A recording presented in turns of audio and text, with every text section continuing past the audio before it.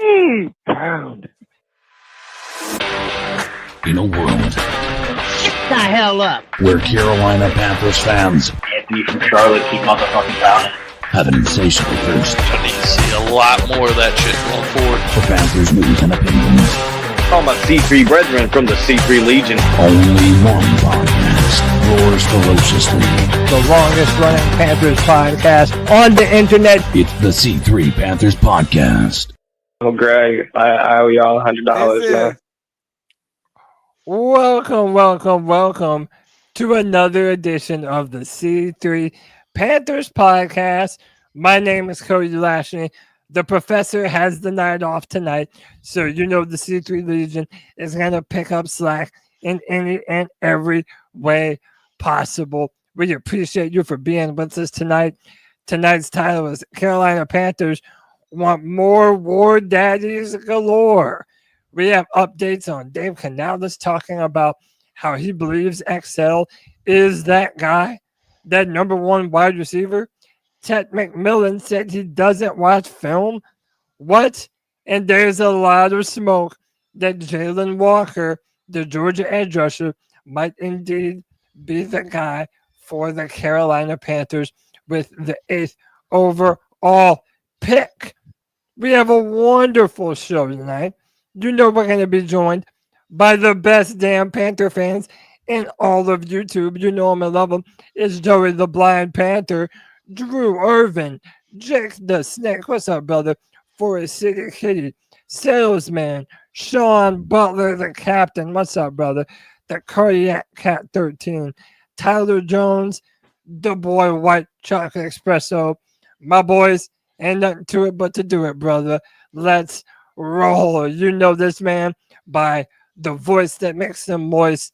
You might know him as Codizzle Allen. I know him as my brother from another mother, CK. Welcome back to the C3 Panthers podcast, brother. Happy to have you back on another Tuesday night. What's up, dude? Man, I'm happy to be here again for another Tuesday evening with you fellas. Just another off season of life just moving forward, and it's weird because we're getting to a point where I think, Cody, you can start to think retrospectively of your time with C3 as you've been here coming up on your anniversary. I think you said you started around the draft time back in 2017. So this would be my 7-year anniversary being on the C3 Panthers podcast, man. So time is flown. It's wild to think about, and it's just, I don't know, it's nice to you think about those things, but also it's kind of like, it makes you really realize how a lot of these people have been a part of our lives for a long time. So just happy to have, a faithful C3 brethren here in Pickle, and, obviously everybody else here in the chat. So just happy everybody's still hanging out when there's seemingly nothing to talk about when it comes to the Panthers in this offseason. Oh, dude, not only is there stuff to talk about, but the C3 Legion is already looking forward to the Panthers get-together that will happen this year at training camp. Dude, people are pumped about it. We're already talking about the brand new C3 Legion picture with all of us together. It's going to be a fun time, man. But listen, when Tony is away, the boys will play. I've invited my free-for-all general. He might tell people to shut the hell up on a Tuesday night. And a little bird told me it may indeed be his birthday tomorrow. So y'all wish my man a happy birthday. It's Panther Pickle on a Tuesday night. Pickle, what's up, brother? What's up, guys? I'm ready and rolling. Lots to cover tonight. Hey, and let the C3 Legion, we'll always find something to talk about. It might not be Panther related, but most of the time it is. We're twisted to be Panther related. So everything's good, and we're just out to enjoy the show. Absolutely, man. And listen, if you would like to be a part of the conversation tonight, you can always do so by jumping in the cat calls line. As always, the number is 252-228-5098. Have your voice be heard on the longest running Panthers podcast in the world, man. That is us, the C3 Panthers podcast. Boys, Ain't nothing to it but to do it. Let's jump in this show. Carolina Panthers want more war daddies galore. But before we start talking about all that goodness, let's talk a little bit about some brand new rule changes that have been implemented for the 2025 season. It is now official, boys, that the sideline crew, the chain crew, will somewhat be a thing of the past. They're not done away with completely, but the NFL is moving to Sony's hot technology and will be used next season to electronically measure first downs. There's some more rule changes that we will talk about, but just to give y'all some more on this, the off-the-line chain gang will be marginally replaced. The NFL approved a new rule on Tuesday in Florida, which will replace the chain gang with Hawkeye technology. While the 8K cameras will be used for all games, including international matches. Boys, what do y'all make of this, man? The chain gang in the past. Now we have lasers. We're in the 21st century. How y'all feel about this? Sometimes I miss the old-fashioned ways of doing things, and maybe it's wrong, but I always thought it was cool when the running back or the receiver would run to the outside and they would fall over the chain gang. And I mean, I didn't want nobody hurt, but I always thought it was cool. You just wipe out the chain gang, as people often say. But technology is coming, whether we like it or not. It's coming. So, and who knows if it improves the game, it improves the game. I know, for example, in a certain game last year, CK, we wanted an extra camera to show that Adam Thielen did catch that ball. So yeah, great point. CK, what do you make of this? Is this a sign that the wondering whether first downs is a thing of the past? I think one of the things that was always being asked was, do we have the need for these types of things, such as this, or replay assistance when it comes to pass interference calls, et cetera? And people had this mindset that it somehow made the game slower or what have you. Here's the deal. I want to take the question out of everything. Like, if we can take the question out of whether or not a ball was caught, whether or not 2 inches was the difference between somebody making it to the Super Bowl or somebody making the playoffs or winning their division or what have you, then I think it's certainly worthy of that effort. And if technology can be the thing that puts us over the top, I think we should not only embrace it, but we should celebrate it. While I understand somebody, like Pickle said, whether we like it or not, technology is coming. I don't have such a pessimistic outlook on it, which I'm not saying that he does either, but I think that technology is the reason why we live in, no matter what you believe, one of the best times to be a human being in the history of the world. True. If the best, not, to be quite honest with you, the best time to be a human being in the history of the world, whether you're a man, woman, all creeds and colors, doesn't matter. It's the best time to be alive, and technology has a lot to do with that. So I'm willing to accept that technology can continue to make the world a better place. There's going to be downsides to everything, but I think overall, the upsides are going to be far superior to that. So I'm absolutely happy to see a change like this happen. And I'm just ready for the chips on the balls to help us determine the actual location based on a knee being down. I mean, yeah, when technology. Normally when I have chips on my balls, it's when I fell asleep eating too many snacks too late at night on a Saturday, you know what I'm saying? But this is an entirely different thing. And boys, I also do think it seems like the Bills and the Chiefs, every time they have a playoff match, something happens that gets the rules to change. And if you remember last season in the playoffs, there was all that controversy of, did Josh Allen make that first down mark in the line, and I believe it was the divisional round, or it might have been the AFC Championship, was it?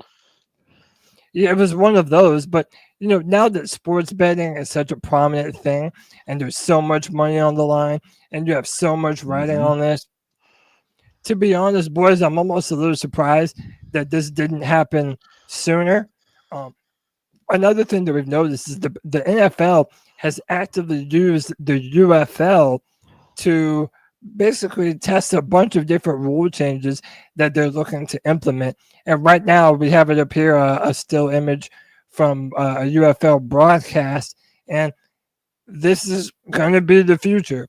They're going to have a chip on the football measuring whether or not it did in fact make the first line to game. Now, my question is this actually going to help things, or is it going to make it worse?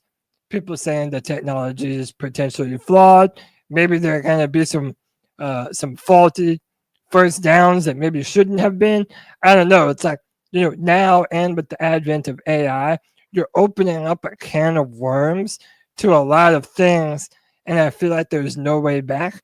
I think we can all be hopeful that this is a good thing for the future, but I think we have to see how it's implemented first before we can say or not whether this is a beneficial thing. Yeah, well, I think that they're making the right choice, right? Not saying that we're getting rid of the chain gang. There's always the potential for when technology is there. Technology is made by human beings. As much as we want to believe that it can be, flawless, it is going to have its flaws. And so having the backup is still a necessary situation we have to be in. But if there's multiple things we can start to rely on to try to give us the most accurate situation regarding ball location, things like that, I think it makes a tremendous amount of difference when it comes to being able to do those things. So, it's not, I think we should get rid of the chain gang. I think that having an extra tool to help make sure they're not the only ones to determine whether a ball, like, think about the ridiculousness of this, right? The chain gang literally has their spot on the field, right? They run out with nothing that's holding them in spot in their in place.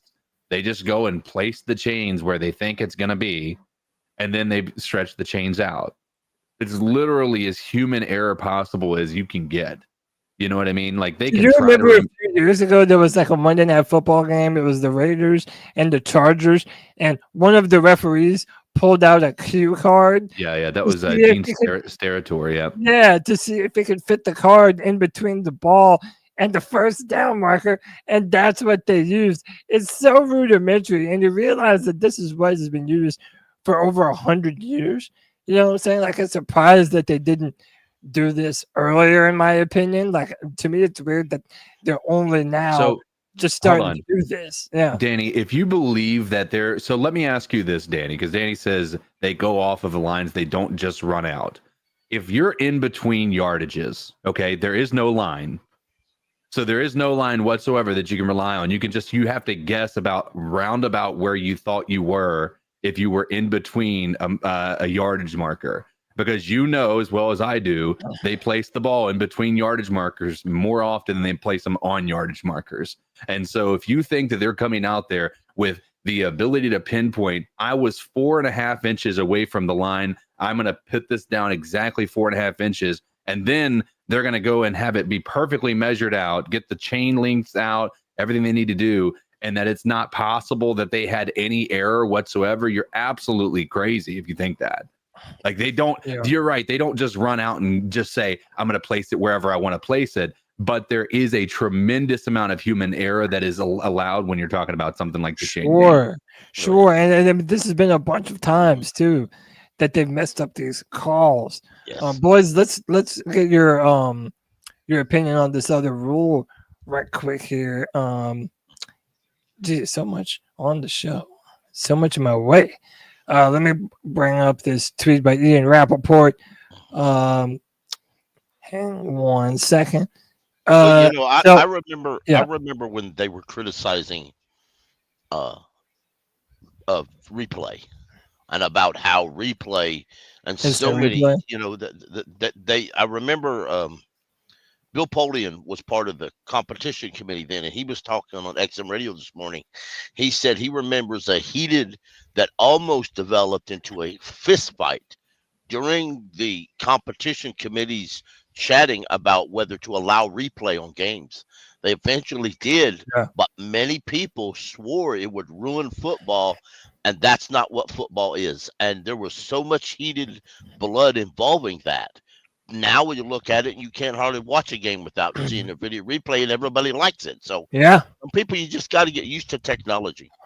Yep. And listen, they're saying that they're 8K cameras that will be used for all NFL games. They're saying combining the art of officiating with Sony's trusted Hawkeye system is a healthy recipe for success in our commitment to raising the standards of accuracy, consistency, and efficiency. Replay technology and data-driven insights from Sony's Hawkeye innovations aid us in advancing our efforts toward the future of football. So, I mean, I am hopeful that now the technology is so clear that hopefully this will do away with a very big problem, but that remains to be seen. Another rule change that happened, the NFL will now allow both teams to possess the ball in overtime, but amended to 10 minutes. Expanded replay assist has also been passed. And this is something that got a lot of talk last year because they do this in the playoffs, but during the regular season, this is still the first team to score. And if it's unfair in the playoffs, it's unfair in the regular seasons. Boys, now that they've changed this, how much of an effect do you think this will have? It'd be interesting to know how many NFL games even go into overtime during a season in the first place. Yeah, that's. I mean, it's certainly not a big enough of a difference, I think, to make a big deal. My question here is: so ultimately, what this is stating is that if the first team that possesses the football goes down and scores a touchdown, that's going to be possible for the other team to then possess the football to have an opportunity to match that. Essentially, is that what I'm gathering by this? Yeah, okay. That's essentially it. Yeah. So my question then becomes: so we're back at square one. If they both go down there and score, and then the next team, the person who won the coin toss, who had the ball first, gets to go down and score again, and they could possibly win with a field goal this time, right? Yeah. I still think you're back at the exact same situation where you were before. It's a unique situation, but I almost think you have to have some sort of this is going to be the least exciting idea, but I think you have to allow there to be something that's a tiebreaker beyond just, who got lucky with the coin toss. And there's still going to be luck involved with that part of it. And what I think would be best, and it's going to be controversial and people in the chat are going to hate it, but do penalty kicks like you do in soccer. But no. Well, hold on. And then you start out at 10 yards. And you let your field goal kickers kick, and then the other one kicks 10 yards, and then you move back 5 yards, and then the first one to miss is lose the game. The other one makes it, then you win the game based off of your special teams. Oh, then you bring. What do we? What do we look like? Europeans? Oh no! Come on, man. We're Americans, bro. That reminds me of the game I watched this year in a college overtime when Georgia State and. All they did, I liked it, drove me crazy. I'd have to get used to that. I'm telling you. I mean, dude, it's Is there a perfect solution though? Here's my question. We're in the off season. I mean, let's say you do have a scenario, right, where you're talking about both teams get at least one possession, and then again, if you're talking about two horrible defenses and those offenses can just glide down there and score, you're still talking about luck of the draw with the flip of the coin. Right. You're talking putting all of the weight of the game on the kickers. Yeah, that's what we do all the time. Yeah, we do that all of the time. Like, here's the thing: is that's the only thing that you could sit there and say that you're giving somebody, an opportunity to actually win the game and not have it be anything having to do with luck. Like, that is 100% going to be a skill of your kickers. And to shout out to fans, including Panther fans, get irate when you mention drafting a kicker. They really do. And yet you let a kicker miss a ball. There are people that still hate John Casey because he didn't kick it correctly on the kickoff in the Super Bowl. Dude, Tony Dunn still hates Graham Gano for missing the game-winning or the game-tying field goal the first game of the season in 2016. Yeah, exactly. So you can hate kickers, but you God forbid you spend a draft pick on them. So and I I personally think it should be the way it's always been. I don't believe. Listen, if you take the snap at the kickoff and it's in overtime, and you allow that other team to go all the way down there and score, now you could say, okay, no field goals. If that you want to make it harder, say no field goals. It has to be a touchdown to win. Well, in college, now, you can do they that, do. But in college, they do the extra point. So instead of having to go all the way up and down field, you're essentially going for 2 every single time until one team doesn't convert. And I kind of like that as an idea too, and then it leads to some crazy overtime shootouts. Right. But if your defense can't stop the offense from going all the way down the field, then you know what? You deserve to lose. I also think the way I look, I completely agree with you, Pickle, but the issue that I have with this whole thing is it all kind of spurred from the situation that we had when Buffalo went toe to toe with Kansas City, and it was neither defense could stop either side, and it just happened to be a matter of Kansas City won the toss, and that was all that it was. They won the toss, and they were able to drive down like their defense didn't matter. Because let's get real, our defenses are going to be a lot harder to play defense at the end of the game than it is to play offense. That's historically always been the case. And so when you're talking about overtime, these defenses are absolutely cooked. And so I would almost argue you go back and look at it historically, if the person who gets the ball first in overtime, if they're not able to score immediately, then it's probably a minority of those drives that don't end in a touchdown or at least field goal. And so my point being is you're giving your defense, no matter how good your defense can be, because Buffalo that year had a great defense, right? And so they still were getting eaten alive by Kansas City there late in the game because they're tired as they can possibly be. And so by that point, what I'm talking about is you're not only eliminating the risk of a larger amount of injuries by doing the kicking thing. Again, I know people hate it, and I am understanding I'm the villain in this situation. But could you imagine? Think about this. Hold on. Think about this. Think about you sitting in the stands and you watch your team score, like that field goal goes through, and you're like, yes. And then you watch the other team and you're like, oh God, you get panicked. And then your team, you go kick it and you're like, yes, it went through. And then you're like, but you're constantly doing that every 2 minutes. You're seeing your own field goal go through. And just that moment of when you realize the other one actually misses the field goal. We're talking about a premium kicker, right? We're talking about how much you pay kickers, and they are only on the field for a matter of a fraction of those kicks. I think having them be more valuable by having an added part of this like this, I think makes sense, especially if you're coming from a team that has been on the receiving end of losing a game because you lost the coin toss, which we as Panthers have been. And if you believe otherwise, I would just say, I don't know which, if you were looking at Buffalo and you thought Buffalo got screwed, then I think this makes sense to me. Like, you're not having to rely on what the coin to decide whether the game's going to go your way or not. I remember the 2003 playoff run where the Panthers and the Rams, and their kicker missed, and we were all setting up to lose because we were going to lose. Their kicker missed. We got opportunity. Our offense drove down the field. Casey missed, and we went back that way a couple of times because in that time it was in the playoffs and it was you had to have a winner, and it was no holds barred. By the end of the game, when Steve Smith caught that ball, there was a massive sigh of relief to every Panther fan in the world because you knew we were going to win it at that point. And I'll love games like that. As much as they're nerve-wracking, I love games like that. Yeah, no, I think that, again, my entire thing is I'm not saying that this is a realistic expectation. I'm just stating that everything else is so luck-based, and this seems like one that would actually be able to utilize not only you have the offense and your defense has had all game to win all the 4 quarters to win the game, right? I just had an idea. Yeah. What if you backed it up more and more? So the first, So, okay, yeah. I mean, I can see the merit behind it. I don't know. I just think it's a tough sell to ask the teams to put even more weight on a kicker.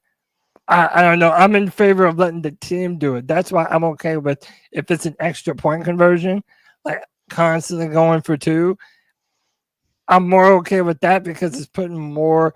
Yeah, but that's such a risk for injury, though. Some teams will carry 2 or 3 kickers in that game.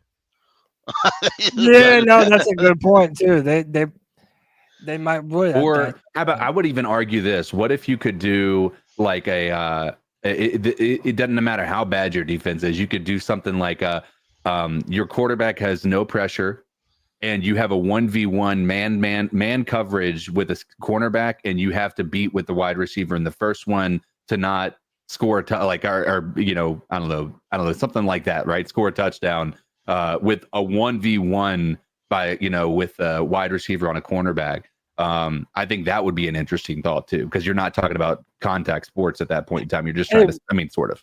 Yeah. Hey, what y'all think about this comment from Cheshire Cat? Says the NFL changes the rules every year just to satisfy the coaches.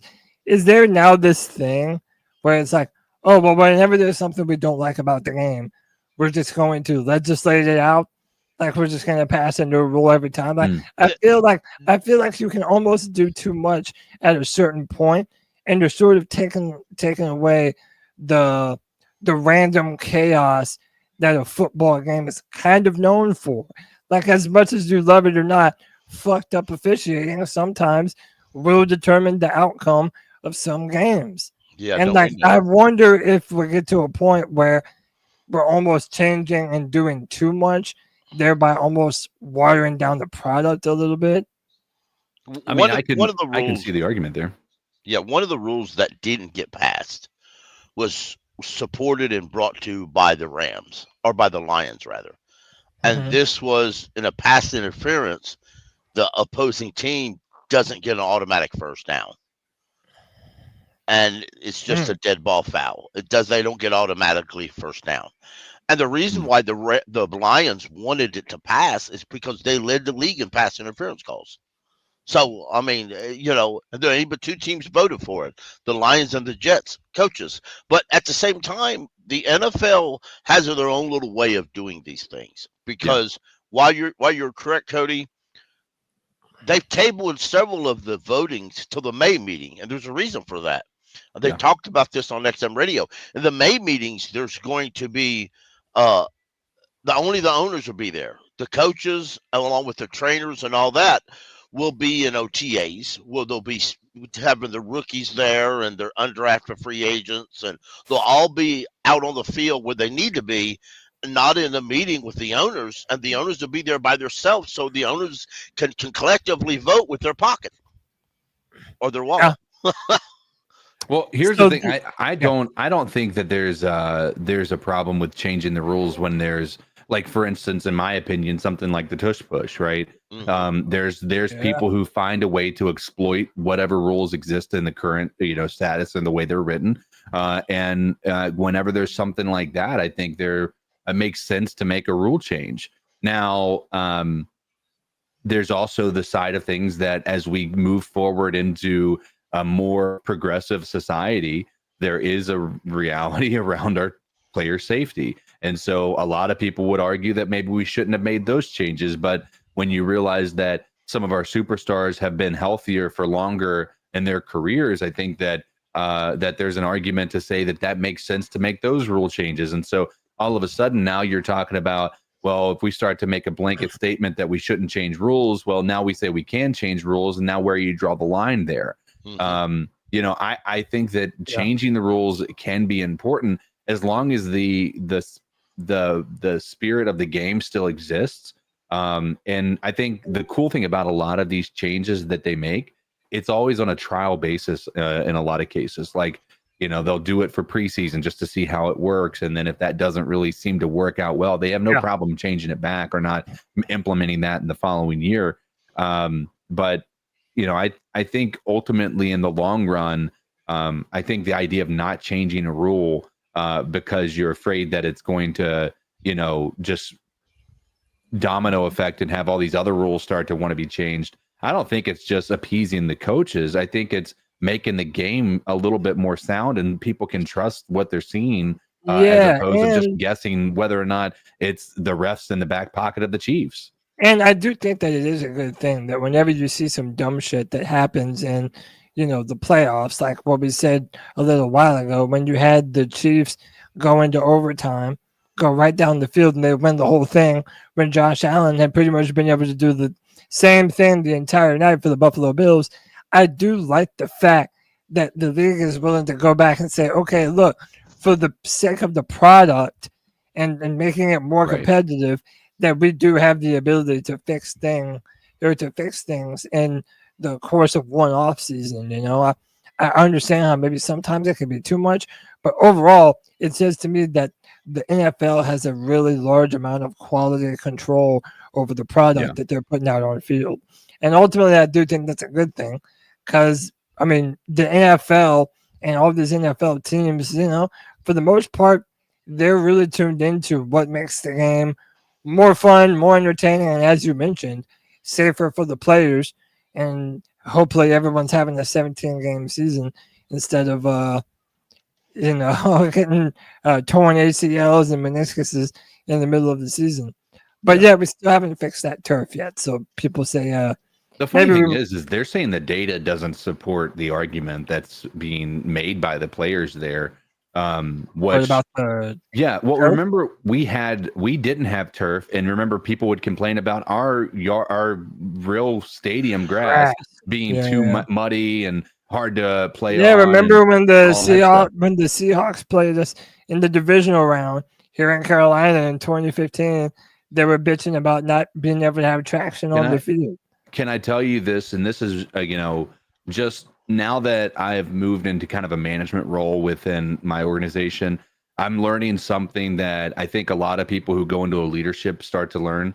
It's that the moment you cave to somebody's demands, as far as like they've been complaining about something, you fix it, they complain about the fix, and then they say that the other way was better. Mm-hmm. It never fails. It's one of these things where it's like, be careful what you wish for. And I feel like we were on grass, people complained about it. Now we're on turf, people complain about it. And I don't know that there's going to be a situation where it's ever going to be a perfect situation unless they're playing on blankets and pillows, right? It's just not going to happen. I don't know that, again, the data from what they say, again, question marks of who they are, it doesn't support that there's more injuries on turf.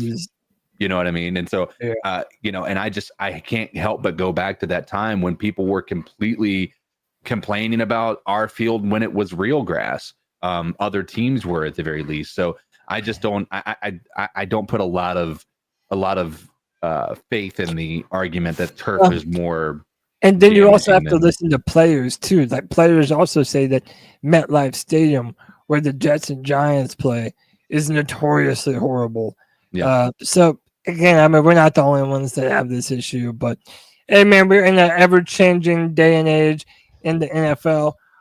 Before we get into some of the news made by Coach Dave Canales and some of the things that he said this week, let's just go over some agenda things on the agenda, news discussions. Raheem Blackshear, a fan favorite, depending on who you're talking to, is back in the fold for the Carolina Panthers. CK Pickle, do you feel like this is a move at punt returner, kick returner, or do they really like what Raheem Blackshear has the potential to do in the backfield? How do you feel about this? How do you feel about Raheem Blackshear? To me, he's just a returner. I mean, this doesn't stop them from drafting a running back if they feel they need to. He does have. Listen, I wouldn't care to give him some snaps at running back, but he had some last year. I don't think he looked impressive, but preseason he is adept at running back. It just reminds me a great deal of the Rod Smart contracts. Yeah. And I like Blackshear a lot. I think he has a lot of potential. I think he could actually help out more as a pass catching running back, but I do like his speed, and I really think he's predominantly here to do kick returns. Because let's remember, they signed him on the same day that we found out that the new kickoff is actually we're going to keep it because the kickoff lineup, how they did those kickoff and rules and stuff, were only temporary last year. So now they're permanent, and we happened to sign him on the same day. So, yeah, that's pretty cool. And hey, Panther Pickle, Panther Guy 73 says that Popeyes has a new pickle lemonade, and you should go get you a pickle lemonade on your birthday for your birthday. I might think do that's that. perfect. I might do that and try to save some and drink it live on Friday Free For All. Whoa, you're gonna I have might. to tell I us how might. that is. Now, my wife finds out I'm going to Popeyes, I have to get her something. So, anyway, Don't go tell ahead. her. Don't tell her nothing. Don't tell her. Hey, by the way, shout out to Kidlet Zero. That's Alex Stark. Me and him will be joining Desmond Johnson tomorrow at 12:30 in the morning and talk some Panther football. Shout out to Alex. What's up, brother? Y'all check out his pod, Kidlet Zero. But yeah, listen, I like Raheem Blackshear. I think that he has a really good skill set, but for the most part, yeah, this is a special team move, and I'm not mad about that. And listen, in a minute, we're going to talk about our dedication to being a run-first football team, which he has doubled down on. You know, Dave Canales has basically said today that we're going to continue to be this run-first war daddy football team. But I think this adds to that, and it adds another opportunity to have someone in the fold that can step in a moment's notice. And Blackshear has been good. Remember, he's been at the bottom of the running backs list for a while. Yet he continues to show up and make plays. He's one of the best kick returners in the league right now without a touchdown. Yeah, without question. He averages one of the top returners. And a lot of that may be our blocking. I don't know. But also, real quick, the new kickoff return rule that they did last year, you have to have 2 returners on your field. That's per NFL rules. Yes, you have to have 2 returners, legit returners. If you put a fullback, if you put a offensive lineman out there and call him a returner, league will bite you on that. So that's just the reason why you have 2 back here. That's per the NFL rule now. You have to have 2. Yeah, man. The last order of business, we know that the Carolina Panthers will welcome the Cleveland Browns to Uptown Charlotte for this year's training camp. Last year it was the Jets. This year it's going to be the Browns. And this is really cool, man. I do love it when we do practice against other teams, you know, especially during training camp. You want your guys to stop beating up on your guys.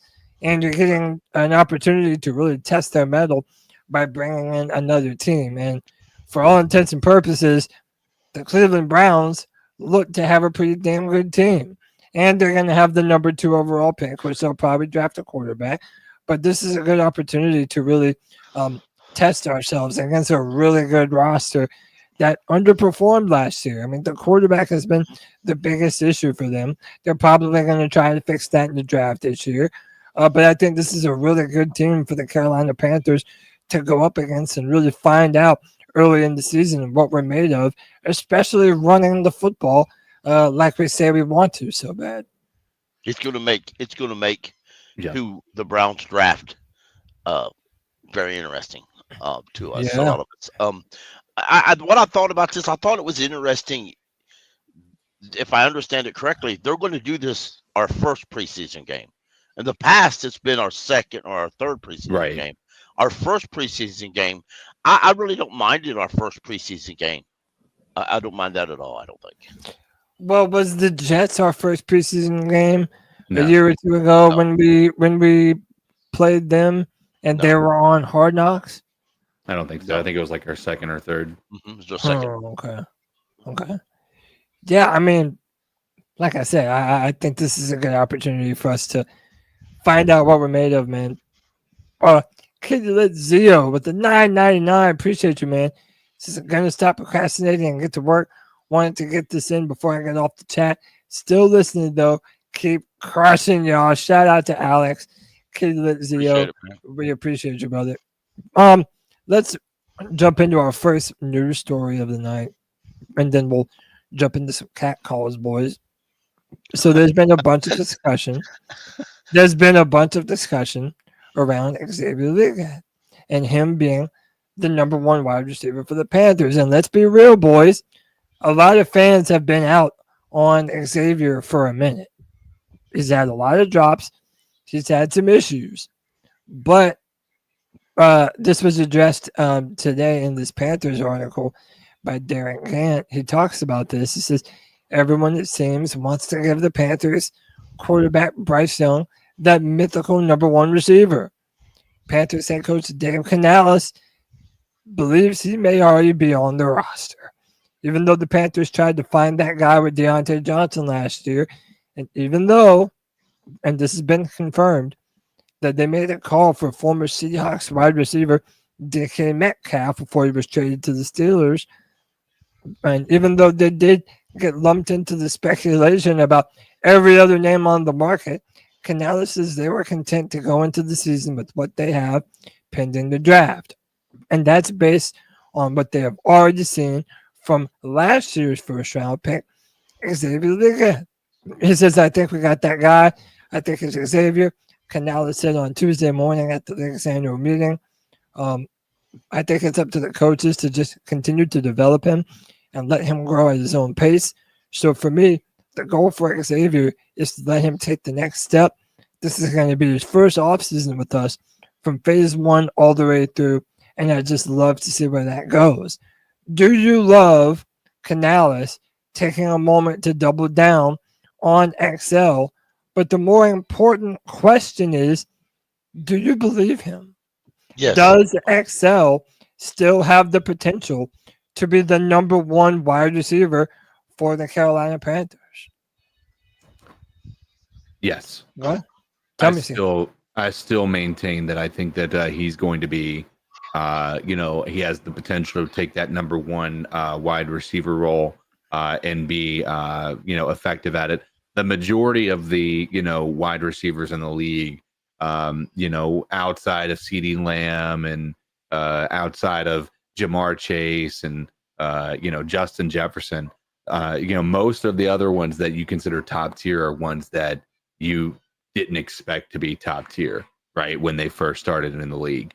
So I'm willing to give that benefit of the doubt to a guy who has some freak athleticism.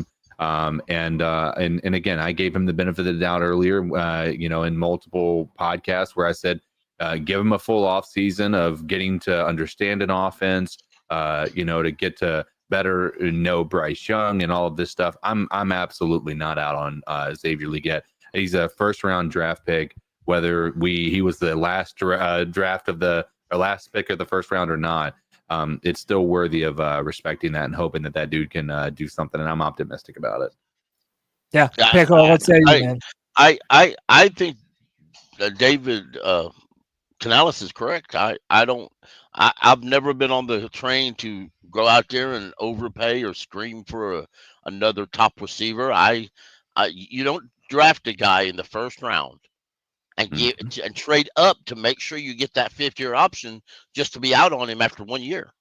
There's been a lot of the best receivers in the game have had rough rookie years, and there's just, I don't think you're out on him after 1 year. I think you give him the opportunity to come on the field after he's a rookie, and let's see what he can do. And it ain't like there was a number one wide receivers falling over themselves in free agency or the draft to come here. So, we didn't get DK primarily because DK didn't want to come here. And I think folks don't want to admit that. Yeah. We've been saying that for a while too, that we are no one's number one option. I've said this here on the Tuesday show. I've said it on the Friday free for all. I just posted up the question in the chat for everyone to vote on if they would like to. Can XL still be the wide receiver one for the Carolina Panthers? Absolutely, 2025 is his year. Or no, Carolina still needs a true number one wide receiver. I put that poll up right now. It's 75% for absolutely, 25% is his year. And really, the drops is the main issue. If he can fix those drops, if you look at his potential from last year, I think this is an incredibly strong wide receiver that defensive backs are going to have a hard time posting up against. I think it's physical and powerful. And I'm going to be honest. I think he has a lot more upside than a lot of the wide receivers in this year's draft. And even though it's not very top heavy at wide receiver, a lot of people still believe that this is a good year to draft a wide receiver. I also want to keep in mind all the people who are saying XL stinks and all that stuff are the exact same kind of comments that I had seen after DJ Moore's first year, when he was just known for fumbling the football and all of this stuff. And then, those same people are wanting to pretend like, oh, he was the guy when he left. Oh, it was such a horrible thing when he left. But, it's so quick that we forget these situations that, are relevant. DJ Moore was a late round draft pick, and Xavier Legette is a late round draft pick, and they both had a struggle their rookie year. I think 8 drops isn't a drops problem in my mind. It's just drops in the worst possible moment were his problem. So once he gets that figured out with once he gets his head figured out, he'll be in good shape. So maybe I should have put an indifferent option in the chat. Panther Gal says, I don't know about it. Absolutely. So then there are some people on the fence too. I think, like I've said too, before the past 3 seasons in a row, it's a prove it season. Like we're not going to call no one, we're not going to call Bryce the franchise quarterback unless he delivers on that. We're not going to call XL a number 1 wide receiver until he delivers on that. I understand wanting to see people deliver on that. I think that if we're just projecting into the future based on what we know the skill set of Xavier Legette to be, I think that this guy is an elite physical talent. I think that he has the physical potential to be a great separator. And dude, how could you not love the dude? Every other week there's another video of him riding around on horses doing some wild country shit. Like, I don't know how you don't love this dude, man. Like, I think the dude is a great presence on this team. I think people, even away from the Carolina Panthers, love the dude and love his personality. I think he's the type of player that, for a very unique reason, could end up being a superstar if he turns it on. However, he does have to do just that. He has to be able to turn it on, and he has to become the version of a DK Metcalf. And to Anthony saying DJ Moore had 800 yards that first year. Well, guess what? Xavier Legette had 4 touchdowns to DJ Moore's 2. So if we want to talk about stats, like, I could sit there and call every single thing you talk about and just counter it if you would like. I mean, it's just, DJ Moore also had Cam Newton his first year. Yeah, that's a pretty big difference. We can play this game back and forth if you want. Like, it's not hard to be able to point out that we had a horrible offense. One of the worst we had seen, even dating back to last year for the first half of the season. Like, we could also talk about his missed games, meaning Xavier Legette. But we can also talk about again, not saying 800 yards is the defining difference between Xavier Legette and DJ Moore, and then just making a point to leave out the fumbles and horrible moments by DJ Moore is absolutely hysterical. Yeah, DJ Moore also had Torrey Holt and Greg Olsen on the team with Christian McCaffrey there. Yeah. So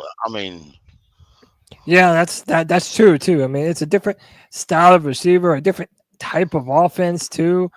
Again, the drops were the worst in difference too. By the way, the drops were the worst part. But also think about what he would have had if it wasn't for the drops. Think of what his stats would have been. And I get that that's why a lot of people are sour on him still. But to me, those drops are not as much of a problem as potentially not being able to separate against press man corners in the NFL. Ted McMillan, but we'll jump to him a little bit later. XL has some growing to do, but sure. I really feel that he'll learn and he'll grow. I don't think that.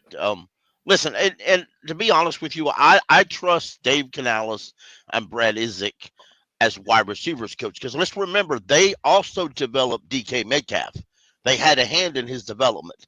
They went to Tampa and helped with the coaches, with the development of the receivers down there, and they were both of them together was in Seattle for years developing wide receivers. It ain't like they ain't done that. People want to say Canales is a quarterback guru. He was a wide receiver guru before he was a quarterback coach. Let's not forget that. Yeah. No, dude, there's a bunch of ties that the Panthers had with different organizations that had a prospect that could have potentially been a Carolina Panther. But that's not the way that we ended up moving. So, and like we said earlier, Canales said that they're confident with this wide receiver room as it is. Now, that could all be smoke screens because, as we're going to get into later, we have had wide receivers in the buildings under our top 30 visits. So, this is going to continue to be really interesting to monitor going forward. But, boys, this is the moment in the show where we let the Panthers fans have their voices heard. We get to take your cat calls at 252-228-5098. Boys, what do you say we take some phone calls? Huh? Listen to the C3 Legion. Tell us what it is. Let's get it. So what are your thoughts on catcalling? Yeah, it's pretty. You shouldn't do that to somebody. And how did that make you feel? Very uncomfortable. So how do you think catcalling makes the person feel? It feels good, like. Who's that cat sitting in the back corner with his face buried in the snow? Who's that kid that can use one?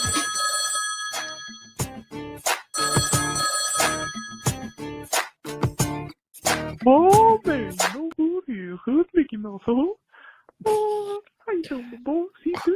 What up, Hood Mick? The Hood Mickey, the Carolina Mickey, the best Mickey. Oh, the only fucking Mickey in this bitch. Excuse my French. What's up, Cody?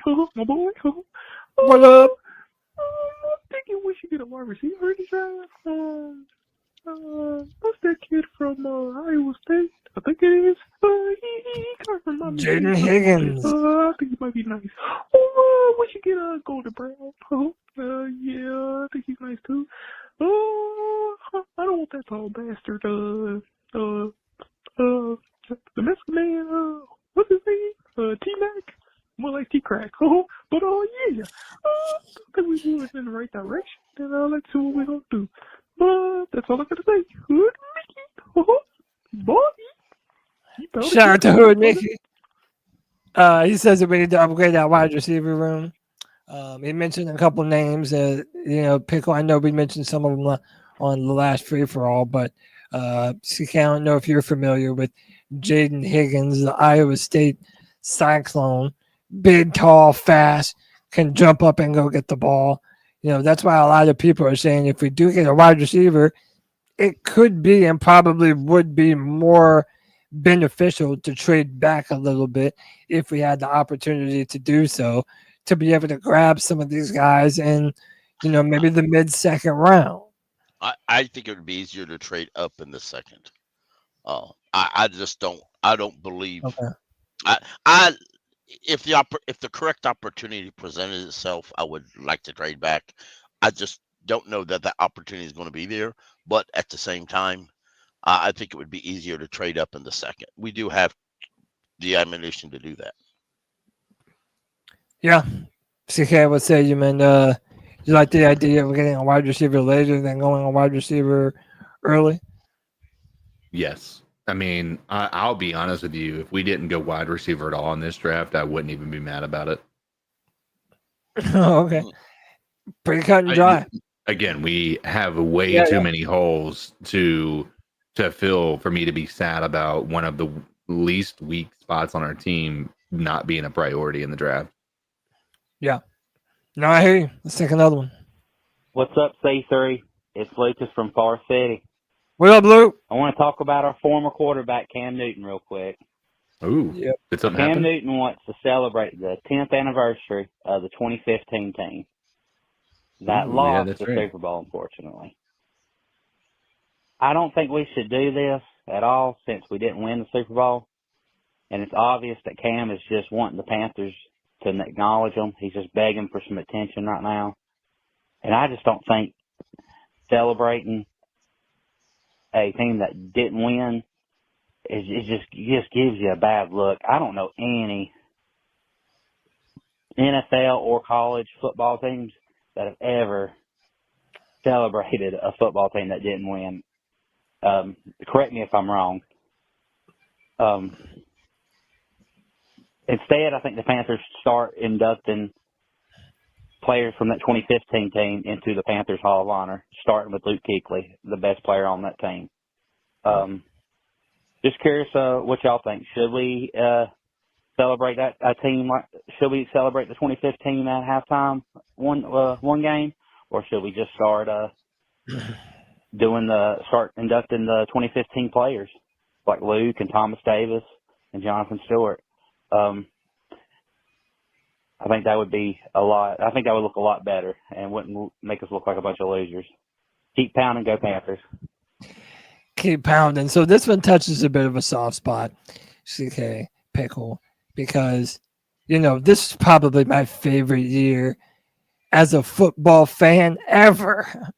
Like, literally that year, my Panthers and my Tigers went to a championship game, and both of them lost. Okay, so that's a very bittersweet thing for me. But at the same time, I see both sides of this argument, right? That 2015 team was so damn fun, so damn dynamic. And Cam is right, man. Everyone was doing the dab. Like he said, the team celebrations, the dab, the Superman is something that will never be forgotten. And that's what I'm the most proud of. That's what you said on his 4th and 1 show. Like, for me, if there was ever a season in Carolina Panthers history to celebrate, it is that season. Yeah. However, I also see what my man Luke is having to say when he says that you don't celebrate losers. You don't celebrate mediocrity. And no matter how much good emotion we have tied up in that 2015 season, they didn't bring it home. They just didn't bring it home. So where do we stand on this? Because in my opinion, the Hall of Honor, like 2015 team or not, most of these dudes at some point are going to be in the Hall of Honor. Greg Olsen will be in the Hall of Honor. Cam Newton, for all the stuff that he's had with the Panthers, he will be in the Hall of Honor. Jonathan Stewart will be in the Hall of Honor. I think so. But how do y'all land on this? Do y'all think the 2015 team should be more celebrated? And if so, how so? Can we talk about the irony of the fact that Cam Newton was talking about he came to a team of losers, and now the reason that people are arguing that we shouldn't celebrate his MVP season is because he was a loser. Yeah, right? That's a great point. Point. It's irony, right? I disagree to, I'm not going to say a complete, extent. I'm not saying 100%. I don't even understand where he's coming from. I completely get the mindset. But by that same argument, we wouldn't celebrate Steve Smith at all. We wouldn't celebrate Luke. We wouldn't celebrate any other people that have been a Carolina Panther by that same, because they didn't do anything. They didn't win the Super Bowl with us. You know what I mean? But I will tell you this much. We had the best season we ever had as a Panthers fan that year. We had the best season we've ever had from an offensive perspective that year. We have never had an MVP. We've never been in the even that year we went to the Super Bowl in 2003, right? That year we weren't even really being talked about very often. We were kind of underdogs the entire year until we got to the Super Bowl. Right? Nobody thought we were going to beat the Rams in the wild card or the divisional or whatever it was. Nobody thought that was going to happen. But at the end of the day, that happened, right? We did, and we celebrate those people on the team, Moose and Muhammad. We celebrate Steve Smith. We celebrate all of these players so far that we've inducted. Julius Peppers, right?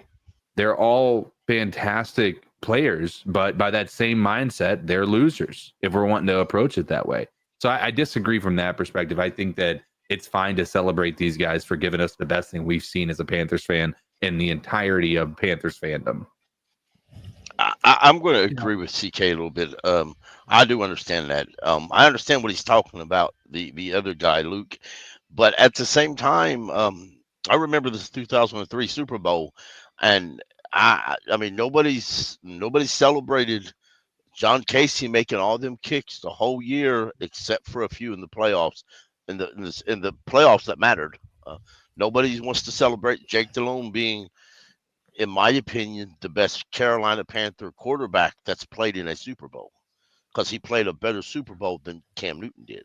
Now, that being said, the 2015 season was a great year, and I'm sure the Panthers.com is going to have a couple articles about it, maybe some interviews or videos about it, and Cam Newton can join them. I mean, that'd be all right for me, but, I'm not going to forget that last week it was, or a couple weeks ago, he said they were all losers.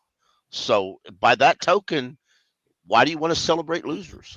By his own verbiage, by Cam Newton's own verbiage, just because he gets out on his podcast and he says we should all celebrate 2015 season, doesn't take away the fact that he's called everybody losers a few weeks ago. And then to clarify, Pickle, and just to be fair, he did also say that he called himself a loser too, because him and every other team that also had that losing culture was a part of that losing culture. So I also said that it was too heavy, that those were not the words by any means that Cam should have used. But he's never apologized for it. So right, and remember, Steve Smith also had a lot of problems with this, and then Steve Smith had some problems of his own. So it ended up kind of be like, heat in glass houses shouldn't throw stones. So, hey, man, listen, I understand that. I've told everybody Cam Newton has brought me to this team, but I have no problem saying that it feels like in today's world, Cam Newton, his purpose exists to say controversial things, some more than others, right? But this is, Cam is a sports media figure now. He's someone who is paid to talk about sports, and he can do that from the perspective of a high-level athlete, but his job now is to be known for the things that he says rather than the things that he's done in the past. And we can also admit, too, that it still hurts him. He sees dudes like Matthew Stafford still playing. Aaron Rodgers is probably, if you have a shit to get off the pot, is probably going to play for the Steelers this year. He's 41 years old. And there's that part of Cam Newton that is very upset, I think, that he's not still playing football. But I don't know, man. I wish Cam Newton the best. I don't think that we should. I also don't know what he wants, too. Like, what kind of celebration?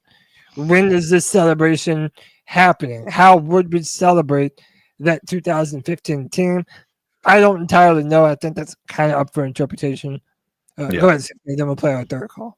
Yeah, I'll say that what I would say that he means by celebration is honestly just an acknowledgement, a moment at a home game where it's like an entire halftime event where they have these guys come out one at a time to applause and everything. I think doing something like that, having that entire team involved with it, or at least as many as were willing to come to Carolina, I think would be an incredible moment of nostalgia. 10 years seems like such a long time, and in my mind, it doesn't feel like it's been anywhere close to that. Isn't that wild that it's been a decade? A decade, man. That's insane to me, dude. Time flies, shout out Danny's post. The 2003 Super Bowl was more heartbreaking than the 2015. I agree with that 100%. I've watched the 2003 Super Bowl several times, and I don't mind to watch it because we were so close to the end. You could see the exhaustion on the faces of the defensive players. You can see it. And the 2015 Super Bowl, I haven't watched it replayed, period. So 13-year-old Cody didn't give a damn that much at that time, even though I watched it. But no, you're right. It was definitely more of a back and forth. I would say in the Super Bowl itself and under a microscope, microscope was 100%. 2003 was more heartbreaking. And it's still considered a top 10 Super Bowl game, and when people rank it in the history of the NFL. So there's always that aspect of it. But I think that when we're talking about the 2015 season as a whole, I think the nobody, even when we were going into the playoffs, had the Panthers. Even Panthers fans didn't believe we were going to go to the Super Bowl. No, I didn't. Right? Nobody thought that. And so when we were the Panthers going into the playoffs, we thought we were going to the Super Bowl. We were dominating people. And that's why, for me, I think when you zoom out, 2015 is a little more heartbreaking because it was the closest we came to being such a great, complete team that we thought we were going to be able to do it. And then it fell short the way that it did. But I agree with you. If we were just watching the Super Bowl, yeah, for sure. But we're not talking about celebrating just the Super Bowl team. We're talking about celebrating the 2015 team. Right. And that's where I'm talking about, like, in the history of the Panthers, that is the best team we've ever had. Right. Hands down. We were so dominant. Yeah. Like, 15-1. And remember, that year, no one was predicting the Panthers would do shit. Kelvin Benjamin went down in the preseason, and everybody was like, oh, there goes our number one. But again, that season is also what makes me hopeful for this year. Even if the Panthers don't make an additional upgrade to the wide receiver room, I think a player like Bryce, by his very nature, is a point guard. This is why everybody was calling him the Steph Curry of football. He's a point guard. So maybe that's why. Yeah, maybe that's why he don't need a number one. Well, no, that's my point. Like, in this offense, the necessity of a number one might be a little bit overblown, even if you don't believe that Xavier Legette is going to be that guy. Let's take another call, and then we will jump back into the show, boys. What it is, C3 fam, C3 Nation, my boy Tony, my boy Cody, my other boy Cody, two Codys, I almost forgot for a second. It's your boy Josh from Mass. It's been a minute. What up, Josh? And man, I just had to chime in with just all the discourse and all the yim-yamming and the hum-hum and the pissing and the moaning. Oh, we don't get it. Look, the plan is pretty easy to see where this team's going. Like, it's not going to be 100% defense draft this year, but it's going to be damn close. The big plan is to get at least the defense to an average standpoint, because you look at how things were down the stretch for our offense last season. You add an average at best defense that's given up 23 or so points a game. How many more games does this team win that last year? Few more. So I got to say to all the people whining, we didn't go get this, we didn't go get that. We didn't give up a first-round pick or a second-round pick and a third and then pay a guy $30 million. Shut the hell up. I saw you lying, pickle. Y'all like spoiled fucking children who didn't get their goddamn fruit by the foot at Kmart because you did something bad, and now you're mad at mom and dad. You're sitting in the back seat, you're kicking the fucking seat, you're making a bunch of noise. Shut up. Tell them, Josh. The plan Josh. is clear for most of us what's going on here. That, and like, y'all forget that, like, sometimes a first-round pick receiver takes a little time to develop. Yeah, we have one of those. Or sometimes it takes an undrafted free agent. Sometimes a year experience and a little bit of growth helps one of those. And, oh, man, it's almost like we didn't have – oh, right, we have one of those too. And we have a vet. And we got a couple of guys that maybe they're not great. They're not names that you're going to go out and buy jerseys for, but they made plays. And Bryce is already comfortable with them. Continuity. Folks, on the offense, the name of the game is continuity. Except for the fact that we now have a better second running back than we did last year by miles. See what I did there? Yes, sir. Dowdle is a much better complement to Chuba and his style of ball. And Miles fans, much better. It's night and day. It's not even close. Like, there is the genuine potential for us to have a 1,000-yard rusher in Chuba next year and a, 800-plus yard rusher in Dowdle as well. I'm running out of time, guys. It's your boy Josh from Mass. I'm liking the direction things are going. I just think maybe now that Tepper's sitting back, they're figuring it out. Yes, sir. Yes, sir. Shout out Josh from Mass. Love that boy. Long time C3 Panthers podcast listener. first and foremost, I love, because look, C3 Legion, we're the best Panther fans in the world. Can we just say that? Because the people that overreact and freak out on Twitter, they're not the Panther fans that are in here having reasonable, logical conversations about all this. And to see the amount of people on Panthers Twitter that did a fucking backflip over the fact that we didn't sign Milton Williams and made him the highest paid defensive tackle, even more so than Derek Brown. Every other wide receiver that got pretty much overpaid for this past offseason, Panther fans want a bitch, and they're pretty much just upset at the fact that Dan Morgan didn't overpay at positions of need. And to me, that's the sign of a prudent GM who knows that he wants to build this team through the draft and build it up the proper way that a team should. I commend Dan Morgan for that. I commend him for having a number, a dollar amount that he was not willing to go over as to sacrifice all the other, much needed positions on this team. I commend Dan Morgan for that greatly, boys. I couldn't have said it better myself. I think that being able to not let trying to think of the right way to put it, not make yourself feel desperate, right? And then put yourself in a worse situation. That's what we did last year, right? We got rid of Brian Burns. And yes, did our defense take a step back? Absolutely it did. But I'll tell you what took a massive step forward, and that was more important than anything, and that's our offense with that additions in that offensive line. So I'm willing to give him the benefit of the doubt with not, getting that home run hitter in free agency this year and playing a little bit more money ball with the cap space that we did have, and see how the draft falls. And then we'll see how it goes. I'm not saying we're not 100% out on making a move. There's still people out there that we could technically take a run at.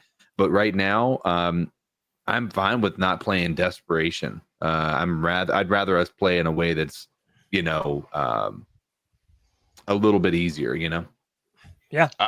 I agree. I think the last thing we want to do is go to the grocery store hungry. But then you just throw money left and right, and when you walk out to the car, you realize half of what you originally needed you didn't get, but you got a bunch of tater chips, a couple candy bars. You wasted your entire grocery money on junk. On nothing, on junk food. That's what David Gettleman did. For the first time in the history that I've watched the Panthers in 30 years, they're actually, to me, in my own opinion, they're playing financially smart, but they're still getting people that fix and help their team. And you don't overspend. And I think that's the key thing. You don't overspend. And listen, I agree with Josh. There is so many people out there. And listen, I've told some of them next year, off season, doesn't matter if XL comes out and breaks the record and becomes a MVP at wide receiver, I guarantee you there's going to be folks out there that's going to be screaming for something else. And we've got to act. We've got to trade up 5 picks in the draft. We've got to. They're going to lose their marbles when they don't do that, And hey, shout out to my man Josh. Shut the hell up was sorely needed. And you know what? I was listening to something. They were talking about politics, but I think it relates to football too. That to be in a leadership position sometimes means you're going to have to make decisions that are going to be unpopular. You know what I mean? Like, of course, Dan and people in the front office know that Panther fans might want a wide receiver, that they might feel like we need to upgrade the offense in a big-time, meaningful way. But having the prudence to be like, no, I'm going to take a step back from that, and I'm going to build this entire roster. We know that we have to build the defense up after how abysmal it was last year, and this is our opportunity to do so. We're not going to give away future young, talented defensive players to overpay for either a defensive tackle or a wide receiver. I think that was very prudent by Dan, and I love the fact that he did it. But boys, to move on to the second part of Josh's call, it's time to talk about them war daddies, baby. Because Dave Canales did an interview at the coaches meeting, and boys, he pretty much doubled down on what we've been talking about, how this offense is built to be a run-first offense. That is who the Carolina Panthers view themselves to be. That's who they want to be. Shout out to Josh bringing up Rico Dowdle and Chuba Hubbard. This is who the Panthers envision themselves to be. He says, let me go back one. War daddies in the backfield. Dave Canales has made it clear he wants the Panthers to be a running team. If this wasn't made evidence by the investments along the offensive line, their continued additions to the backfield ought to make it clear. They extended Chuba Hubbard, drafted Jonathan Brooks in the second round, and when Brooks suffered another knee injury, signed former Dallas starter Rico Dowdle in free agency. He says it's really just fit. It's continuity. Canales said during the NFL's annual meeting, it's having Chuba as that patient vision, downhill, tough running style. When I talk about Rico, it's patient, vision, running, toughness, just like attitude on the sideline. So for me, it's just the continuity that we're afforded when you have two guys with the same type of style. I know some people try to have people that complement each other with different abilities, but man, if you have two war daddies like that who can go in there and keep that attitude and that toughness going for the group, I think it's really, really critical that you have that. So what do we make of Dave Canales doubling down on the fact that I don't want a power back and a gadget back? I want two maulers that are going to take a chunk out of your ass every time you make a decision to tackle these boys. Tough, rough, smash mouth football. This is the reason why I think CK just said earlier that if we don't upgrade the wide receiver room, it's not even that big of a deal. Yeah, it's not. I think that we saw what this offense was when you become a run-first offense. And when you have guys like Rico Dowdle and Chuba Hubbard, I think that it's going to open things up for these wide receivers. And so they don't have to be superstars. But the hope is that they will be. And then we have a mixture of everything. So I'm absolutely a supporter of this. I know it's not the most exciting brand of football, but it's one that keeps opposing offenses off the field. And anytime I can avoid seeing this defense the way that it's looked the past couple of years, I'm perfectly fine with having an offense that stays on the field for a longer period of time. Yeah, man. Pickle, we're wanting to commit to being a smash mouth football team that will do devastating work to opposing defenses trying to tackle us. Do you agree with them that it's better to have two war daddies instead of a bruiser and a scat back? You know, do you like the idea of a left and a right haymaker being thrown? Sure. I committed to a run first offense. Well, it's about time. But you know, proof's in the pudding. And I heard this speech last year and it didn't profuse. We're going to run the football. We're going to run the football. And multiple times this year, he didn't run the football. Now, you know, maybe I'm not going to pretend to know the reasons why. I don't. Maybe there was reasons why we didn't. I do like Rico Dowdle. I watched some film on him. I do like him really well. I do believe that, and I did watch, I think, a video somewhere where he, at first, he was out of our price range and he came down and we were able to get him. And I like that. I do think that they drafted Jonathan Brooks to be that this year, but you know, we know the situation there. So we got Rico, and I really hope it turns out that way. I really want to see that. I think that helps Bryce a lot more. And as I said before, when you're a run first offense, you don't need the best pass catching wide receiver in the game. We just got lucky when we got Steve Smith. Yeah, I mean, so we did a a mock draft. We did 2 mock drafts this past Friday, and in both of them, we did take a wide receiver. Do you think this is almost them flexing a little bit to maybe sort of move the magnifying glass off of the wide receiver position? Like them saying that they're okay with this wide receiver room the way that it is. Are they almost giving too much credit to how much they want to rely on this run game? Or is this a little bit of playing the game, of not tipping your hand as to what you plan on doing in the draft?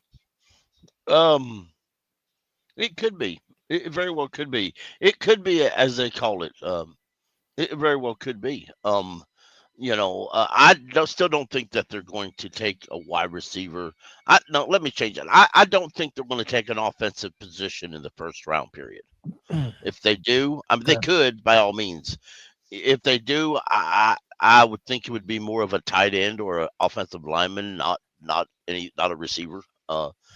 I just don't think, and it's not because they may not need one. I think they do need a receiver. I just don't think there's none with the first round grade worthy to be taken.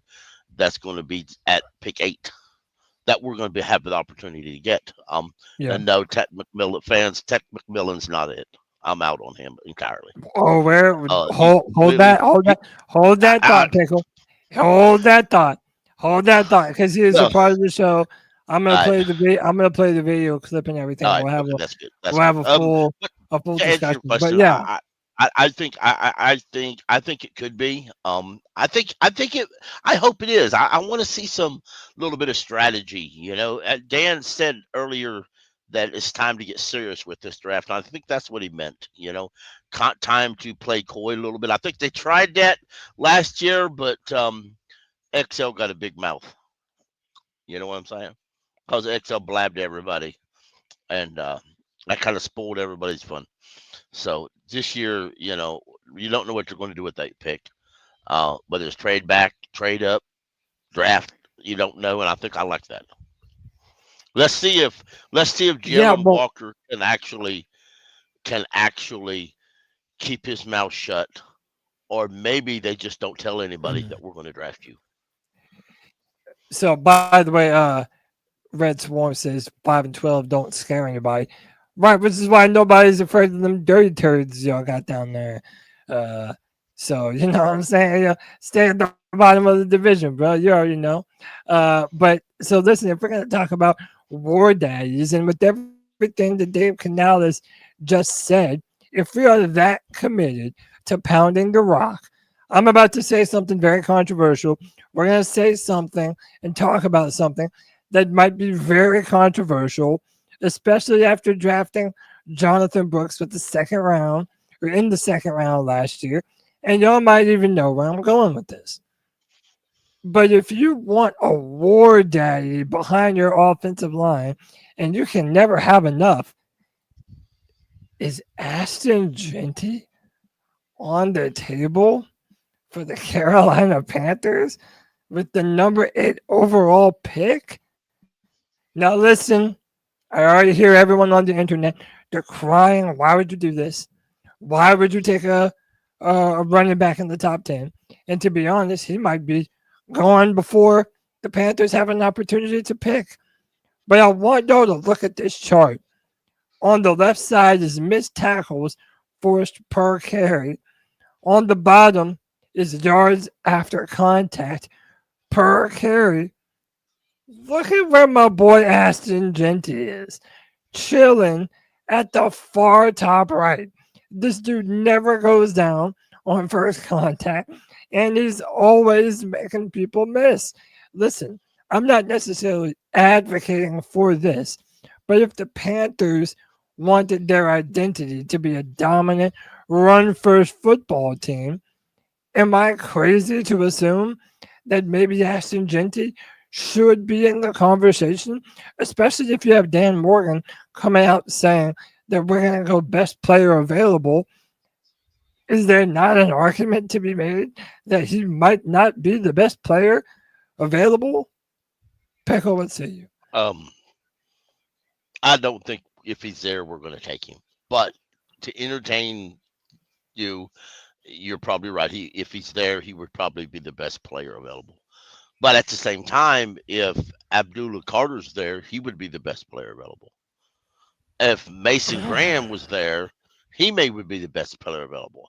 I don't think neither of the three is going to be there myself. But you know who I know is going to be there with the 8th overall pick? Cam Scatterbo. And oh shit, Dylan Sampson from Tennessee. I know they're going to be there. And you know, it is a possibility. But one thing we ought to consider, do the Panthers take a running back at all in this draft? It's a good question. Could it be a return and you guy? signed Raheem Blackshear. Mm-hmm. But Raheem's only signed probably for a 1-year deal. I don't know. Look at that guy right here. What's his name? Tuten. Tuten. He's probably the fastest man in this whole draft class.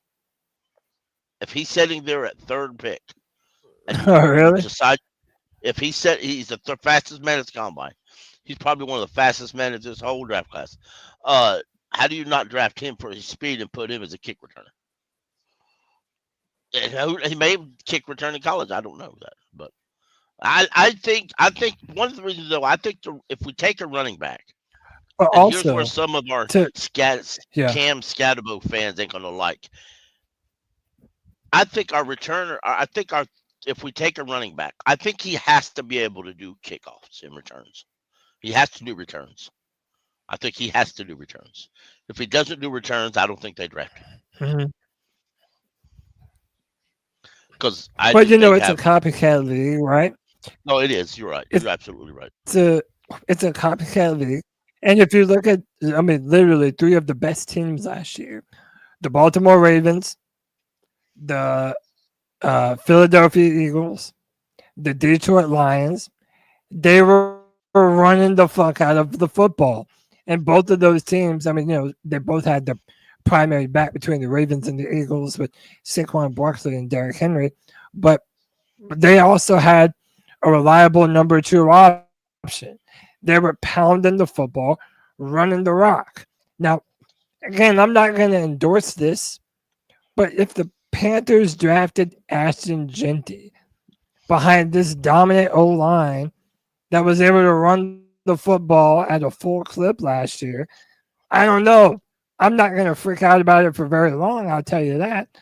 And I do think there is something to be said that if you're trying to build your offense around what has worked for us or what has worked recently, you do have to look at the Baltimore Ravens. You do have to look at the Lions and the Philadelphia Eagles and how they're committed to pounding the rock and the football. You know, I really believe that this might not be off the table for Carolina. A lot of y'all might not love that, but I don't think that it's off the table if they're legit saying that he's the best player available. That's all I'm saying, man. That's all I'm saying. I mean, it's like I said, it's possible. But you know what? Let's be real though. If he's a best player, if you go by the best player available, and here's something everybody else ain't gonna like, and Sanders is there, how can you not go a quarterback because he's the best player available? Now, I'm just being sarcastic, but you know, yeah, but I'm just saying. And listen, in a lot of ways, I hope he is there, because you know there's going to be people calling that phone up saying, "What do you take? We want to move up. We want to move up." That we could get some good. Oh yeah, some good rapping off that. That's perfect. That's perfect. And I would love it if someone moved up and drafted Shedeur Sanders, which I'm gonna be real. I think he's probably the number 2 pick. I think he's probably going to Cleveland. And apparently he says that on Madden, Shedeur Sanders only ever plays with the Browns. Apparently, for whatever that's worth. So the idea that he wouldn't go to Cleveland, I think, is overblown. But CK, I had to fill you in on what we were talking about.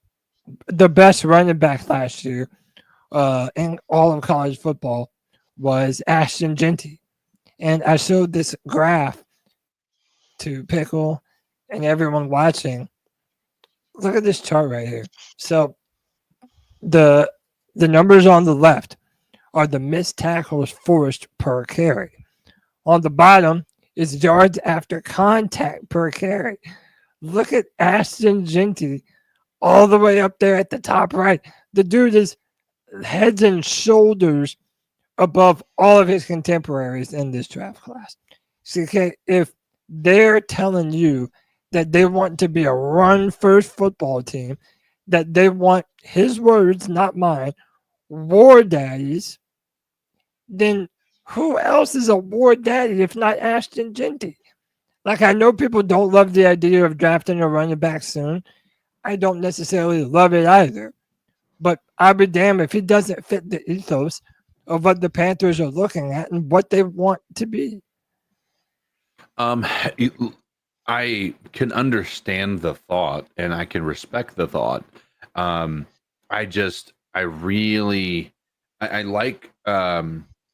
like what Pickles said, right? By that same mindset, then if there was a position that we don't need, such as a quarterback, in Shedeur Sanders, that happens to fall to you, are you still going to take him because he's the best player available at that point in time? Now, I know your argument here isn't necessarily that he's, we're talking about the best player available. We're talking about the best player at his position by a pretty large margin, right?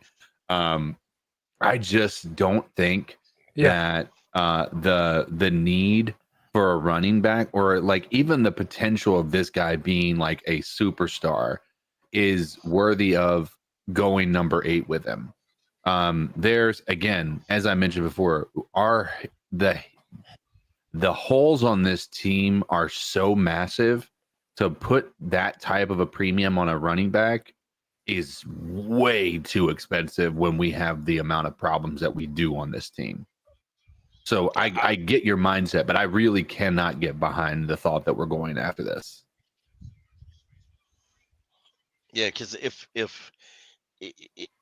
we had 90% of our holes filled, or at least all of our holes filled, and we were just going for depth in this draft, we had that luxury.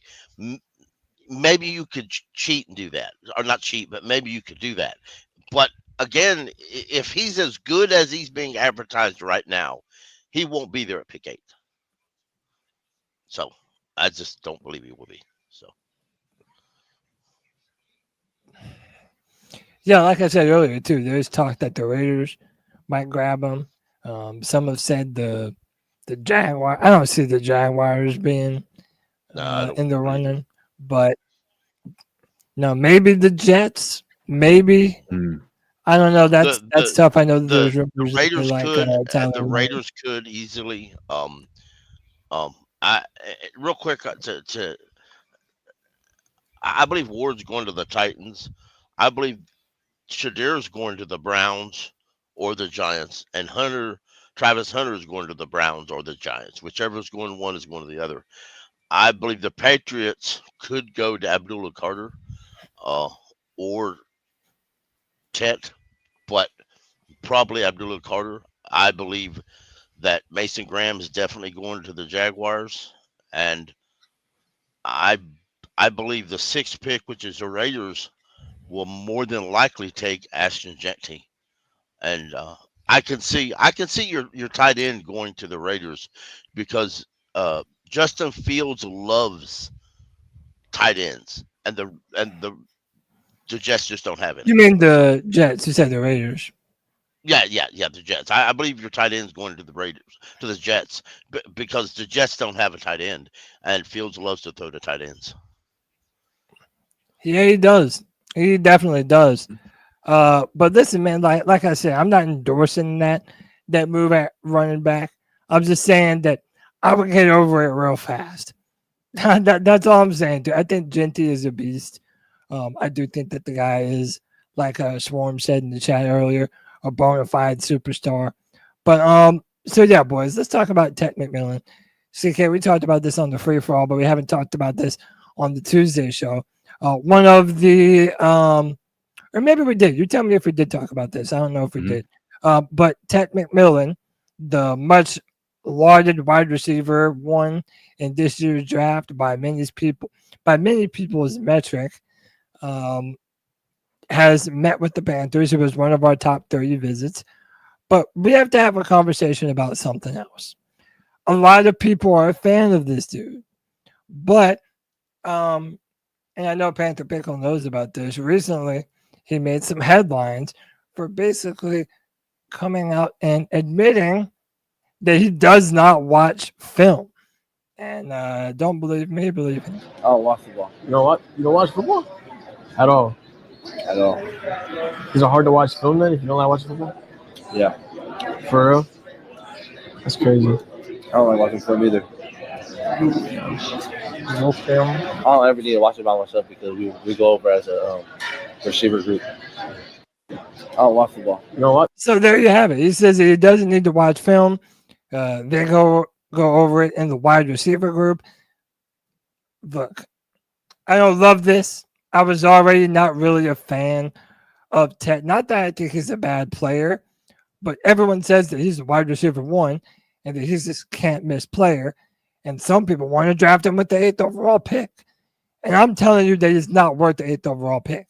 He does not have enough of a route tree to guarantee enough that he is a day one starter for the Carolina Panthers. But I feel like even some of his supporters have kind of started to sour on him because he said this.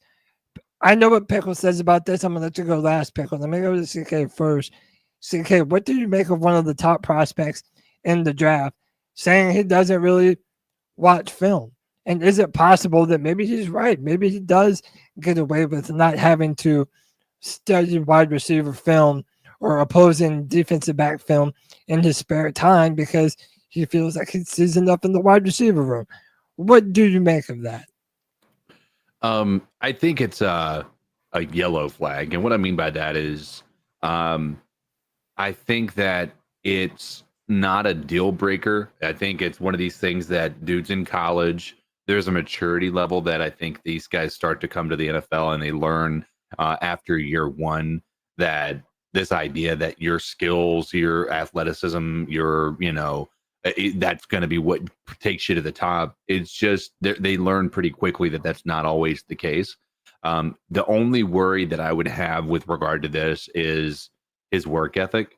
Is it that he's not willing to watch film, or is it legitimately he feels like he doesn't need to? Because one is it doesn't feel like he's willing to put the work in.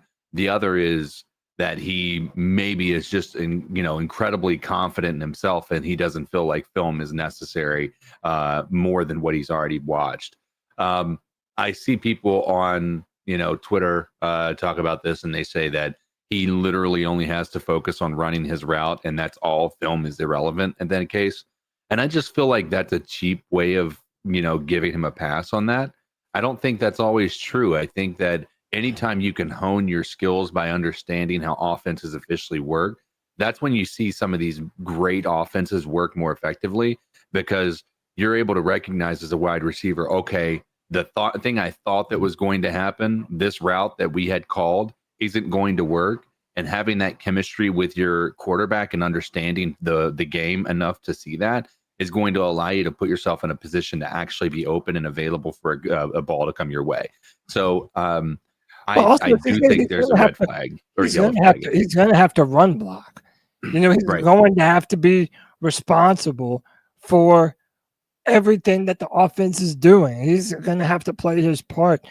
For him to say that out loud, I don't know why he would do it. You have some people in the chat saying that people said it was a PR stunt. Not all PR is a good PR, and having it out there that he doesn't watch film when this is literally his job, I'm sorry, man, that's not a good look. And it being a PR stunt just doesn't make sense to me. Pickle, go ahead, man. You're muted, by the way. You're muted. Of course I am. I don't think it's a PR stunt at all. Here's what I'm thinking. If you watch that, the camera's down below. It really looks like whoever was filming this, the kid didn't know he was on camera. So that in itself is alarming. But at the same time, reading some stuff about him. He really doesn't do good against pressure. And Pickle, I don't mean to interrupt you, but Caleb Zio, and I don't know this, but so I just want to make sure we have all the facts. I don't know if this is or isn't true. As he said, I think this was from 3 years ago when he was 19. Now, let me tell you, I have not seen that anywhere. I don't know why they would be talking about. Well, what I'm saying is, if that is true, it does deserve to be said. And he says he doesn't know either. He just heard it. To me, that is relevant. If it was a young 19-year-old kid, fine. But also, the dude said that he doesn't watch football. Like, not even just film, but like he's not even a fan of watching football. That was my next point, though. Okay, as I said before, Dave Canales and Brad Isaac are very extremely good development in quarterbacks, not counting the wide receivers coach. So I'm sure they're going to be there at this 30 visit. If they sit down, they do that one-on-one conversation with him, they get to know him the best they could, and they decide that he's worth the 8th pick and he's there, I'll support it, and I'll assume that they see an avenue where he can be great and he can be taught. Or, did Arizona, where he went to school, not teach him this? Or were they one of them schools that says, we don't want our wide receiver watching any football unless he's with us? There's a lot of avenues you can look at this. That being said, if it was recently and somebody told him to do it as a PR stunt, it's the most ignorant PR stunt they've ever did. So, okay, let me actually make an amendment on this. When you go back and look at the video, so, okay, look. If you look at the photo that I have up, his entire right arm is all tattooed up, right? So that's how he see it. You can't see it as good from this angle, but at the same time, but on the video, he doesn't. I'm just saying on the video though, it doesn't look like he does have that tattoo on his right arm. So just maybe for fairness' sake, maybe this was a couple of years ago.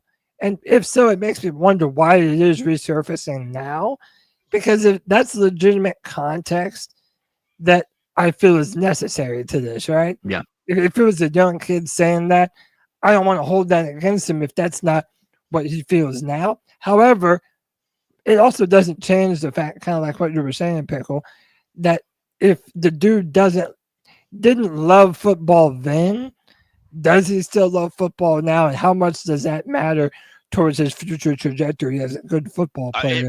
If he doesn't love the game, no matter how talented he is, I'm not certain I'm going to draft him at the 8th pick. How I don't know. Yeah, that's valid. If you watch his film now and you look at the things that he doesn't, when he can be thrown off his route, when you bump him at the line of scrimmage, you can get him off his route easy. It's not. He runs great routes, but if you get him off that route, he can't correct himself. He can't overcome those. So it's an alarming. All those things are added together. That's why the 30 visit for him is very important. But it is a massive red flag to me. Your yellow flag, however you want to play it, it's a flag that the coaches, I'm certain, would talk to and chat about. Yeah. So a lot of people are saying that it was 2 years ago.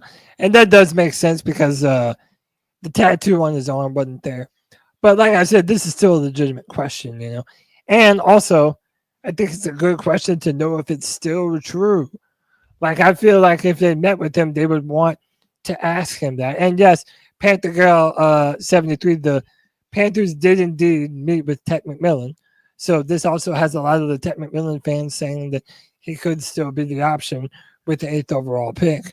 Like Panther Pickle said, if we draft the dude, I'm going to support him wholeheartedly. Mm-hmm. And I'm going to wish the best for him and hope that he is that number one wide receiver.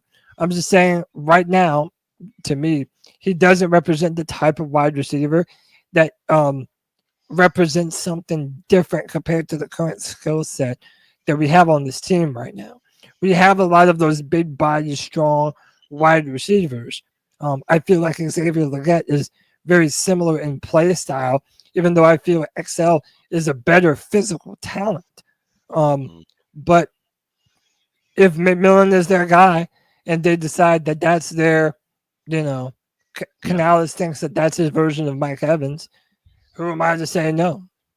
Yeah, I don't think he fits what we're looking for either at all. No matter if all this came out and he really loves the game and all that, I don't think he fits what we want to do. But, if they draft him, and I'll support him. So, yeah, this is where the 30 visits are super important. And we're not going to be the only team asking him these questions. By the way, since this video came out, all these teams are going to be asking him this question. Yeah. Also, by the way, like the idea that we're only going to invite people for a 30 visit that we're interested in drafting is they use those 30 visits as smoke screens too. Keep this in mind. Like they invite people to come to that, top 30 visit that they have zero intention, even if they were to be right there at their, or even if they were the only person available in the top 8 that they didn't want, like they were not going to pick them, right?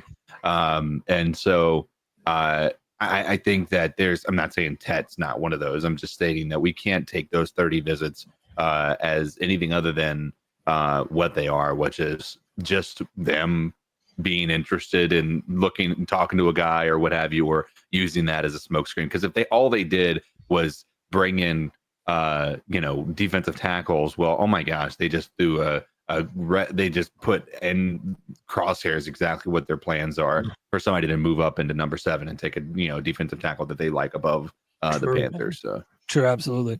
I like what Red Swarm said in the chat room too, that our general manager is a former linebacker. It should be easier for him to sniff out somebody who does or doesn't love ball. So, yeah, we will see, man. Let's take another phone call. Again, if you would like to leave your message and have your voice be heard on the longest running Panthers podcast on the internet, the number's 252-228-5098.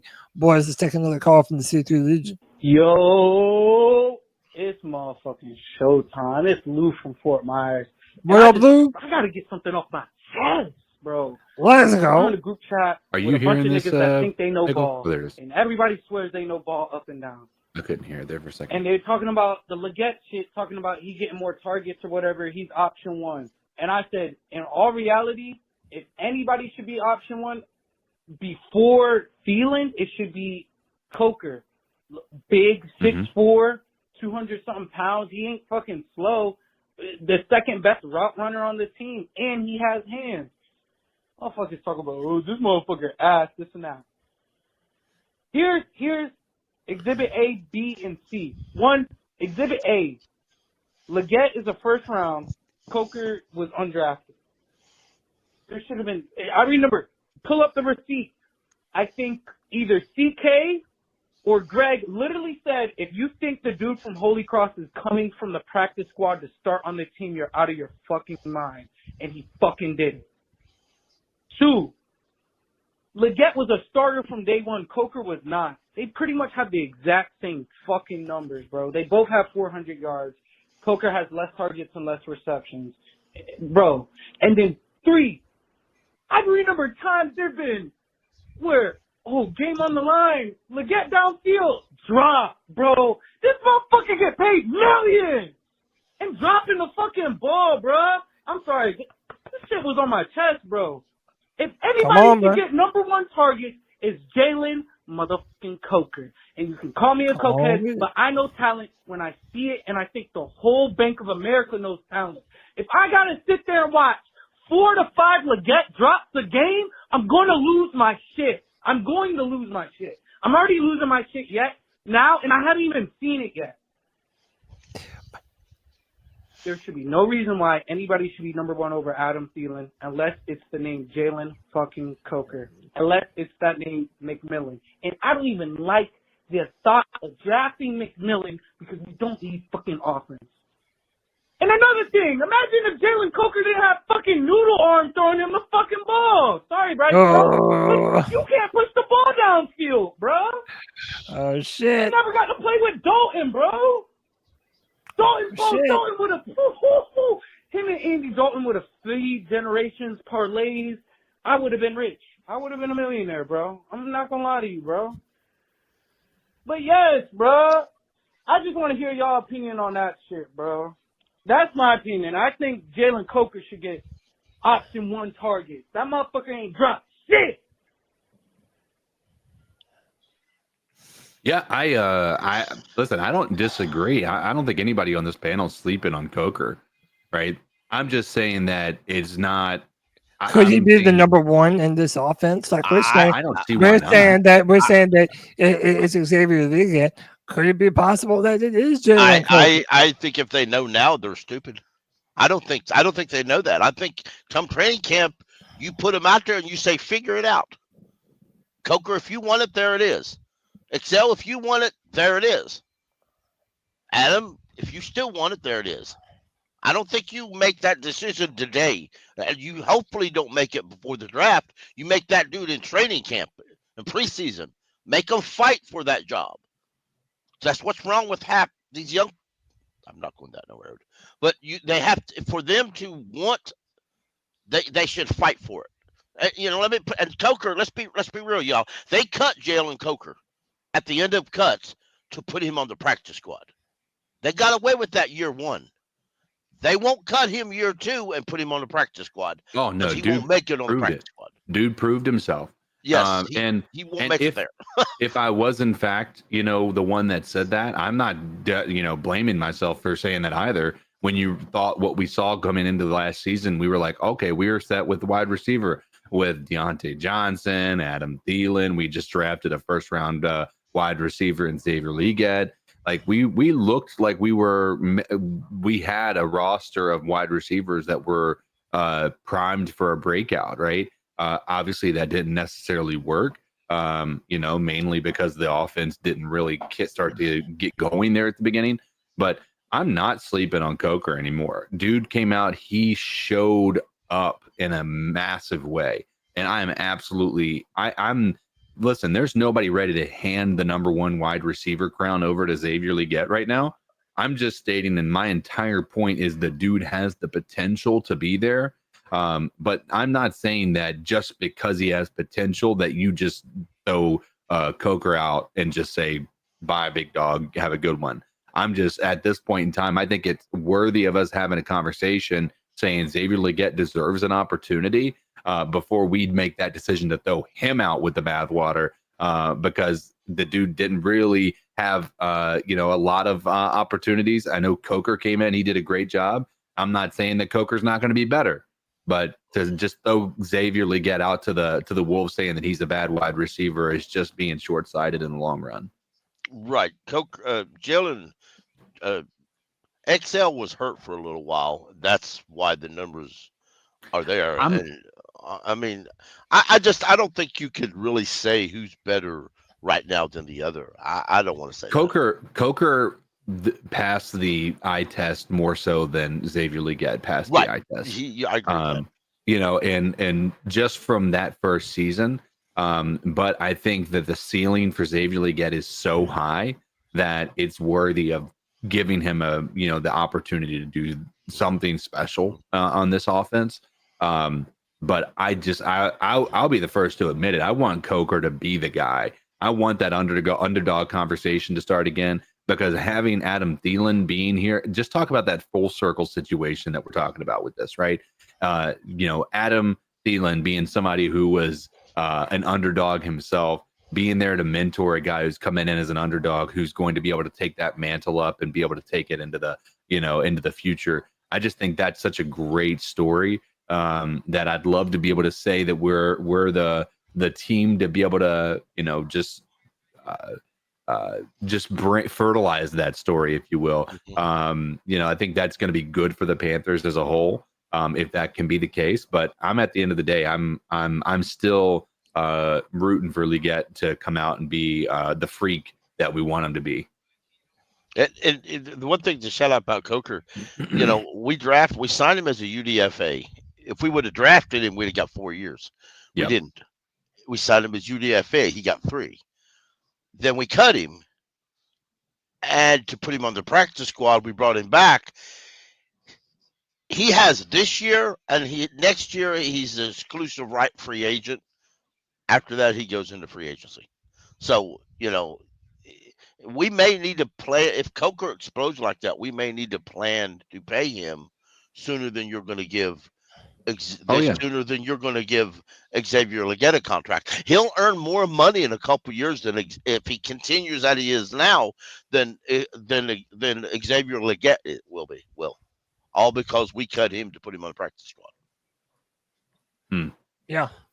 Yeah, I just found this. So this is Mike K. He was on Cal Bailey Club today talking about the potential of the Panthers drafting a wide receiver, eighth overall pick. Let's see what he has to say, and then we will finish out the rest of the show. Talk about Jaylen Walker, who the Panthers seem to love a lot. We'll talk about it. Rewind it. Dave Canales seems pretty bullish, as you wrote, about this current group of wide receivers. How bullish do we? Yeah. Oh, what? Hold on. Think he is? I mean, I think unless they trade back, they are not going wide receiver at 8. I would be very surprised. I think defense is really where the strength of this class lies. I also think they probably really want to trade back.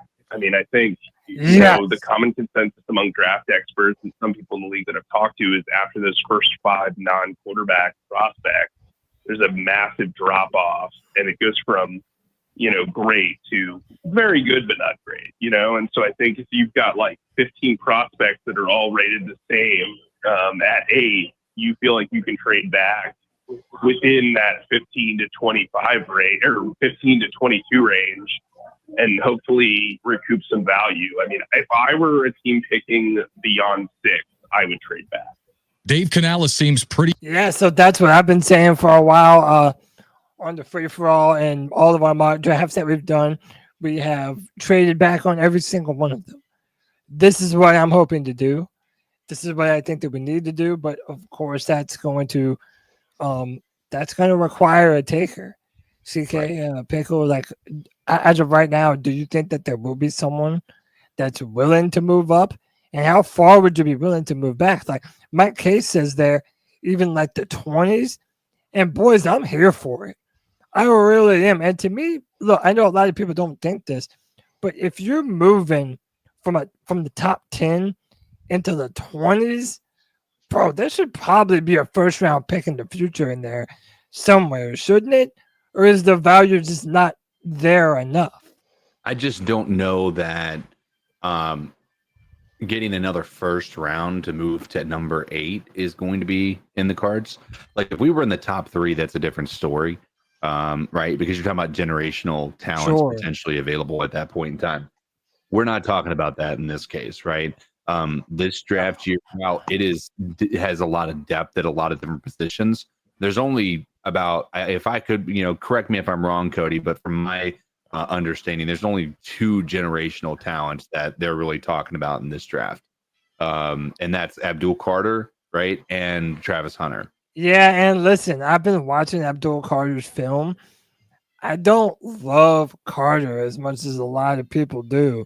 Yeah. I kind of think he's another Brian Burns waiting to happen, and that he's all flash and finesse and speed move, and he really doesn't have a lot of. Throws him off his spot. He doesn't have a lot of speed to power, and I'm a firm believer at NFL level, if you don't have that speed to power, then it messes up everything because that opposing offensive tackle, he knows that he has to protect his outside foot and not let him around the edge because he knows you're not going to be able to go through him. And I know that Abdul Carter has a lot of instances on his film where he's on the ground. He gets pushed over a lot. Whereas a lot of people compare him to Michael Parsons. Michael Parsons was never on the ground. That dude was pushing other people to the ground. You know what I mean? So well, and the other part of this is know. Like the other part to this, even if you are at a position where if you're at 8 and one of these quote unquote generational talents, and if Mason Graham is on that list, then by all means. Yeah. But keep in mind, defensive tackle is a position of need for us. right? So all of a sudden now you have to make a choice to let go of potentially a, game wrecker at that position to get another pick, or you're going, especially if it's a position of need. I'm a little more hesitant in trading back in that instance. And we're not going to, again, odds are at 8, we're not going to be getting another first round draft pick to move back to 20.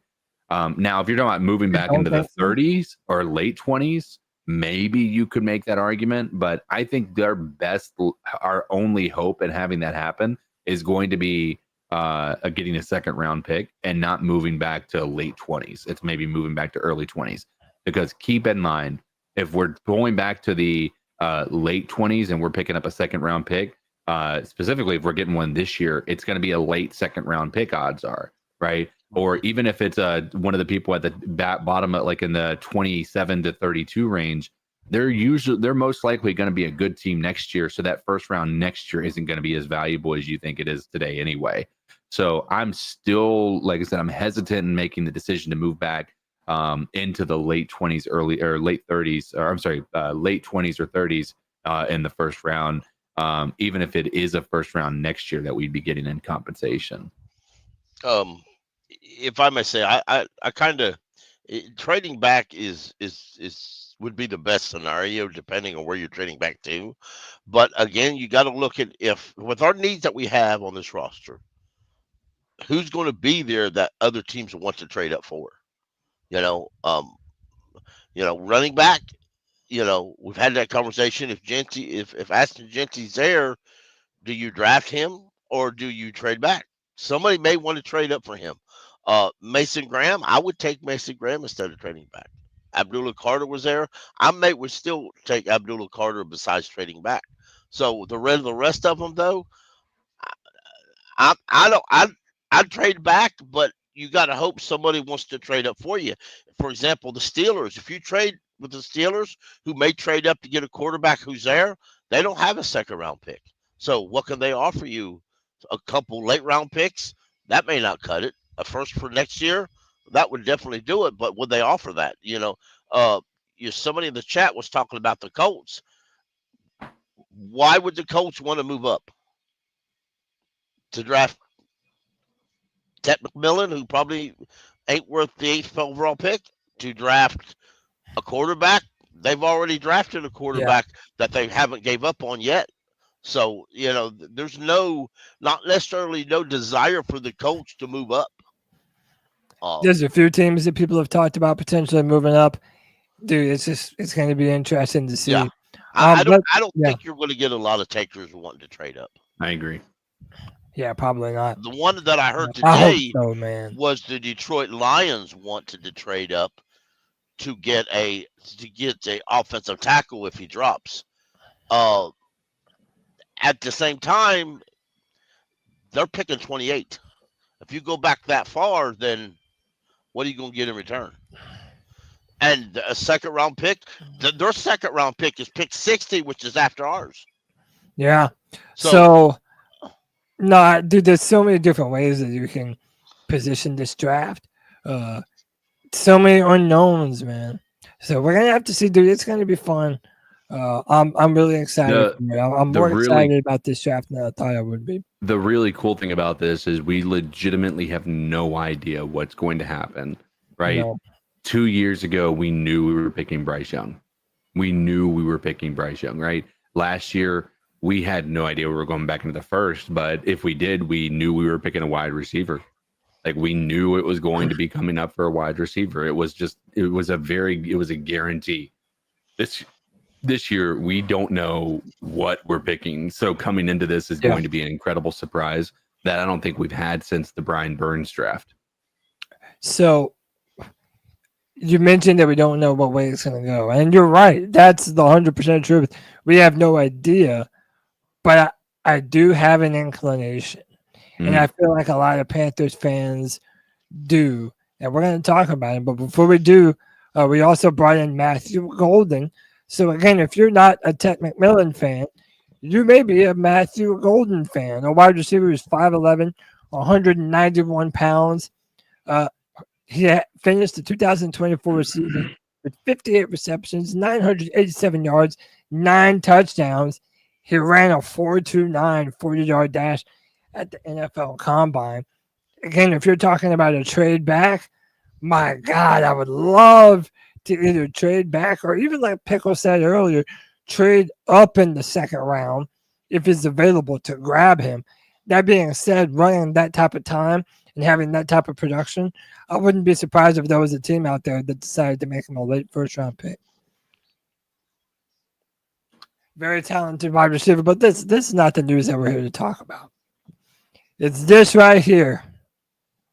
So the Panthers, they have had Nick Amenawari in the building, the long, physical, fast safety from South Carolina.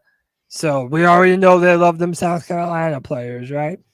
But I said this on Twitter today. If you ask me today, if the Carolina Panthers pick a defensive player at 8th overall, who would it be? I have a feeling that it's this dude right here, Jaylen Walker, the guy who is saying kind of compares to his own version of a Michael Parsons, or even like a Frankie Louvu, who, we already know that Ejiro Evero has a ton of experience with that kind of a player. CK, I don't know how much you know about Jaylen Walker, but I want to play a clip of what Dave Canales likes about him, because he has been very vocal about his love for the Georgia linebacker. And I think it warrants a conversation. So let's listen to Dave Canales himself talk about Jaylen Walker and why I ultimately think he will be the pick for Carolina at number 8 if we do stay there. Who knows? Walker is on my show on Thursday. Do you have your face looks like you're excited about that? What should I ask him?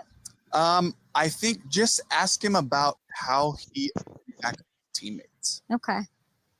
Every single Georgia Bulldog we talk to, they talk about Jaylen Walker. They talk about the accountability, the way that he pulls the whole group together, the way that he plays with his hair on fire and communicates and all those things. And so I think there's just some intangibles about the guy that are really special. He wants to, he seems like that would be a nice fit. Yeah, he's right up the road. I mean, this is what is it? Highway is it 85? Super I don't know, close. So, but I know that you pick 8th, and I know there's a lot of connections there. And I just feel like all signs are pointing. Blink if you're drafting Jaylen Walker. But he's half blinking. I don't know what that means really bad. So you hear it there, man. I mean, the more you hear about him, he sounds like a Carolina Panther guy. Yeah, is the team player. All of his teammates vouch for him. They love his ability and his skill and what he has the potential to do. I don't know. It seems like where there's a lot of smoke, there's fire. And I feel like maybe they even think that his potential as an edge rusher could be greater than what it was on film at Georgia. And that is very similar to Michael Parsons, who his final year at Penn State, he was used as an off-ball linebacker. They had not moved him to a full-time edge rusher at that time. Maybe they see a little bit of that in Jaylen Walker, and maybe the Panthers think they see that same thing in him as well. CK, Pickle, boys, what are we thinking about this? We'll start with you, CK. I think, again, 100% all in for a defensive player at 8. If they're that convicted about a guy, I'm absolutely fine, and I'm going to trust those guys to pick the right person.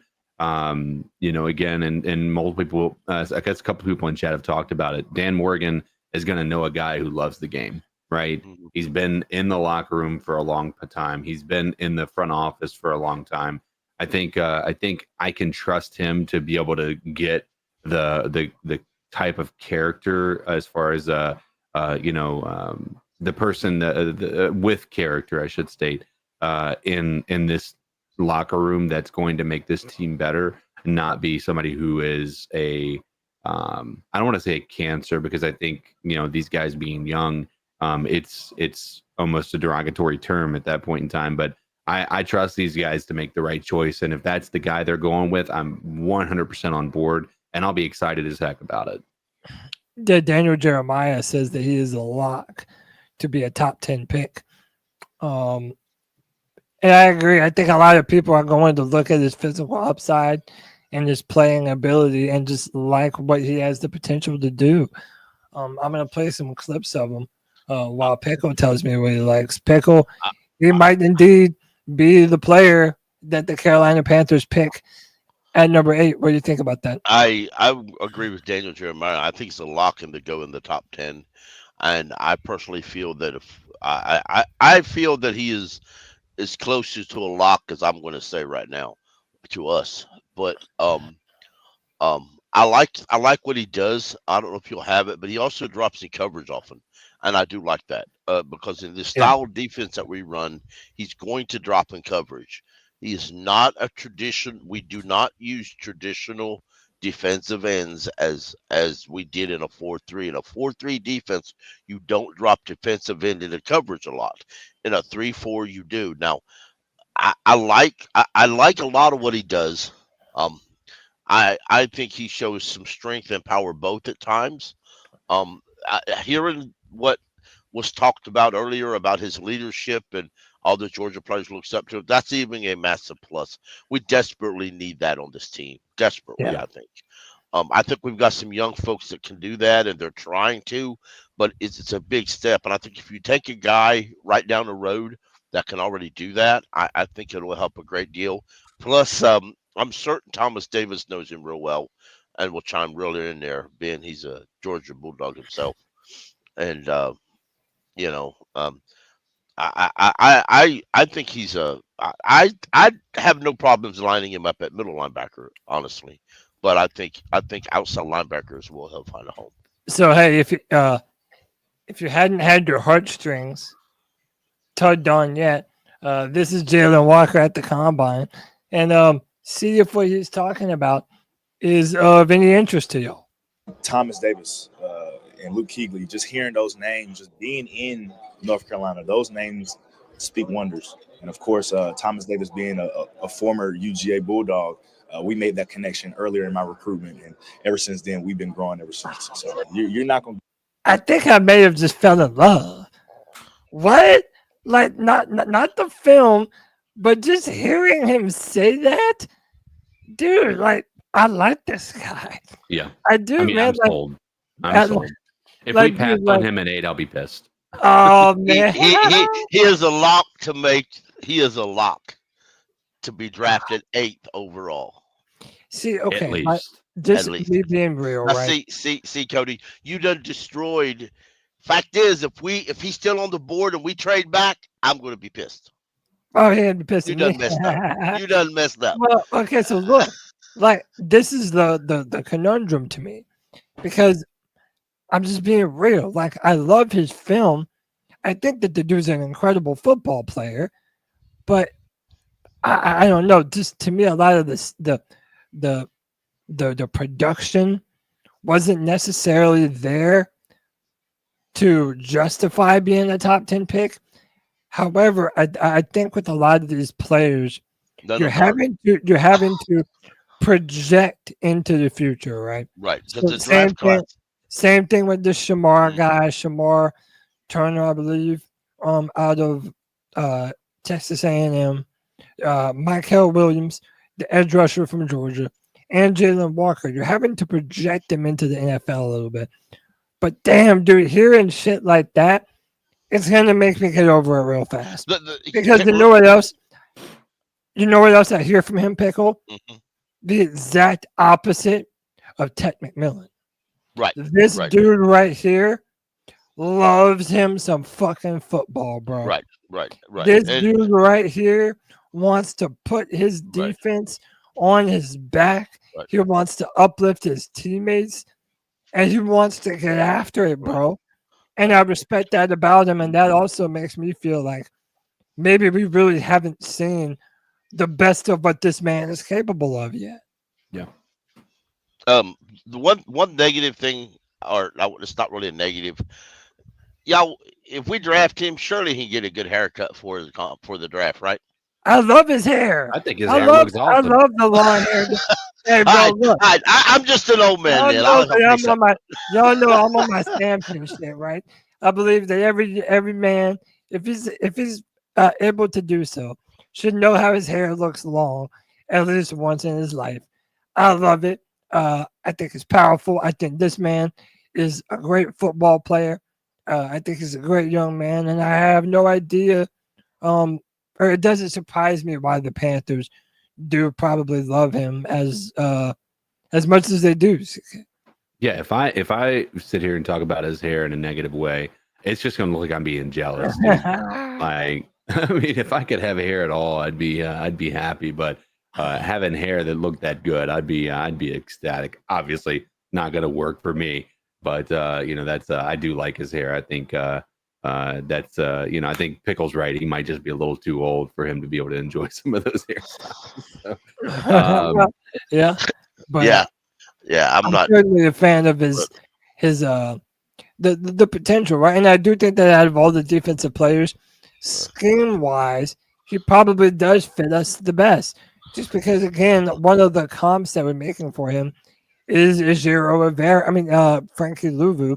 And what he was able to do in Xavier Rivera's defense. So for me, this is, this is probably the person who fits us the most right now. Yeah, this is like for me the same thing that we had with Bryce last year, right? We said last year that after we made the moves we did in wide receivers and all that stuff, like there's no excuse for Bryce anymore. We had the offensive line, we had the wide receiver situation figured out. At least we thought.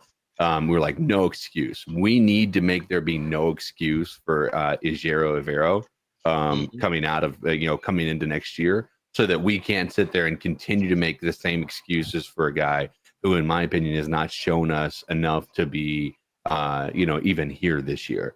So I'm absolutely all for getting a guy like this into this defense, so that we can start to fill some holes and not allow for there to be an argument to keep Evero if for whatever reason these guys fall flat. Mm-hmm. Yeah. No, even if next year we revert back to a 4-3, and I don't know that we will, I think he fits that defense as good as he does a 3-4. I'm really sold on Jaylen Walker. Yeah, I don't think having him in this or drafting him prevents you from being either one of those. I don't think Evero is a 4-3 guy. I think he's 100% a 3-4 guy, and I don't think there will be a situation where he changes that. He just does not. He seems to be a guy who wants to do things a certain way, and I don't think that he's going to make a change like that. So that's more of a pipe dream for most Panthers fans right now, I think. Yeah. All right, boys, the last two calls of the evening, and then we'll get into some sub picks, and we can get on out of here, man. To the charismatic CK, the tenacious Tony Dunn, and yes, the incomparable Cody Lack. What's Appreciate going on, bro. boys? Just the Hope dealer checking in real quick. What's up, brother? Hey, just wanted to run something by C3 Nation, man. I've been seeing some rumors Sports Illustrated has put out regarding Carolina potentially trading up in the draft to go after Abdul Carter. Don't like it. I wanted to get y'all thoughts on this, man. I'm not a fan of this. If this is something they're thinking about doing, I really like Abdul Carter. I think he's a monster of a defensive end. But man, we got too many needs to be trading up to grab anybody and giving away future draft assets, man. If anything, I really think we need to be trading back. I mean, there's some high-end talent, even in the mid to late first round from what all the mock drafts are saying. So I don't know. I mean, I just don't know. Abdul Carter, I think that he's a very good pass rusher, but I don't know if he's that generational guy that they're comparing him to Micah Parsons. I don't know about that. But anyway, man, we love y'all thoughts, man. I hope everybody out there is enjoying the beautiful weather. I hope that everybody's staying safe, man. Protect your mental health, and above all else, keep pounding, baby. Woo! Keep pounding, Hope Dealer. I appreciate you, man. I think you and I and all of us really are kind of in lockstep. There's no reason to trade up. Yeah. There really is no reason. We have so many holes that we want to fill along the defense. And I think everybody in this organization is looking at this draft as their opportunity to do so, to change the trajectory of this football team by rebuilding the defense, how they did the offense last year and what they did with Robert Hunt and Lewis and, playing bully ball up the middle. That was very important to Carolina to build that in the right way. I think that this year, especially after you gave up the most points in NFL history, you have to use all these picks to build up that defense. To me, trading up and giving away something for an unproven player, that's counterintuitive, man. It really is. Sorry. That would be a quick way to lose some good faith with Panthers fans, I think. We were just talking about how we trust Dan Morgan. That would be one of those moves where you're going to start to quickly lose some support from the likes of C3. It sounds like as a whole, I don't really know that there's been an argument anybody has made as a Panthers fan to move up in this draft at all. I would be destroyed. That's the truth of it. I don't know that I would finish the draft show. I doubt I would. I would be one of them, turn it off and see y'all in a couple months maybe. What if it was for Travis Hunter? Doesn't matter who it's for. Doesn't matter. It doesn't matter. Now if you trade from like 8 to 6 or something, I would be upset, but I'd be able to handle it. You go all the way up to 2 or something crazy, I'm not into that. To me, that's not being serious about football. No. That's not being a serious front office. It ain't like they ain't tried trading up before. Maybe not this whole group of who was in charge, but we didn't necessarily win the last trade up or the one before that or even the one before that.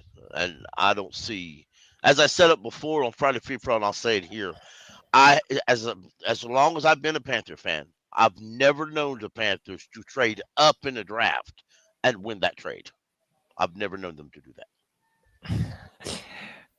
Yeah, well, I mean, that Bryce Young trade remains to be seen. We ain't won that yet. Yeah, I hear you. Until we got a Super Bowl, that was not a winning trade. No, I hear you. I'm largely in agreement. Our last call of the night. All right, now since I calmed down and was cool and collected, yes, Jalen Coker went undrafted, and we traded up to get Xavier Legette, passing over Ladd McConkey. But that's not the point. My point is, if Legette is getting these option 1 targets and looks, he better be catching this fucking ball, dude. Because if I have to sit there and it's a nail biter and he drops it. Remember the Philly game? Y'all remember the Philly game where Bryce Young was like damn near back of the end zone and Legette just had drop? Mingo had a drop. Everybody was dropping the fucking ball except for not Jalen Coker, except for Adam Thielen. Y'all remember that Philly game where we almost beat Philadelphia, the Super Bowl champions, the current Super Bowl champions, almost beat them. But we had a couple drop balls by, I don't like to use this word, but freely throw it around, but bums. I'm sorry, I'm going to call you a bum. You get paid millions. What? I would give Xavier Legette's payment to Jalen Coker any fucking time of the day. Bro. Debo Samuel, bro, I didn't calm down. You gotta give him some time. Feeling is what? Debo Samuel? I don't want that shit. I don't want that shit, bro. Come on, bro. Take a deep breath, brother. Fuck. And then Jalen Coker's feeling is like what? The next Mike Evans, but slower? A Michael Thomas? You know what I mean? Like, cooking the Shit, coop. man, bro. You ask me, bro. Nobody else should be getting number one targets unless your name was T. Higgins, Garrett Wilson, some motherfuckers that proved some shit. Xavier Legette proved to me that he is one, not clutch. Take 17 off your back. Give that shit back to Devin Funchess. You make 17 look bad. Fuck, even Funchess wasn't that bad, bro. Yeah, he was. Like, damn, bro. I don't know, bro. I'm a little heated about it. The niggas in the group chat We got can me tell. hot, and I just keep seeing it all over my For You page, bro.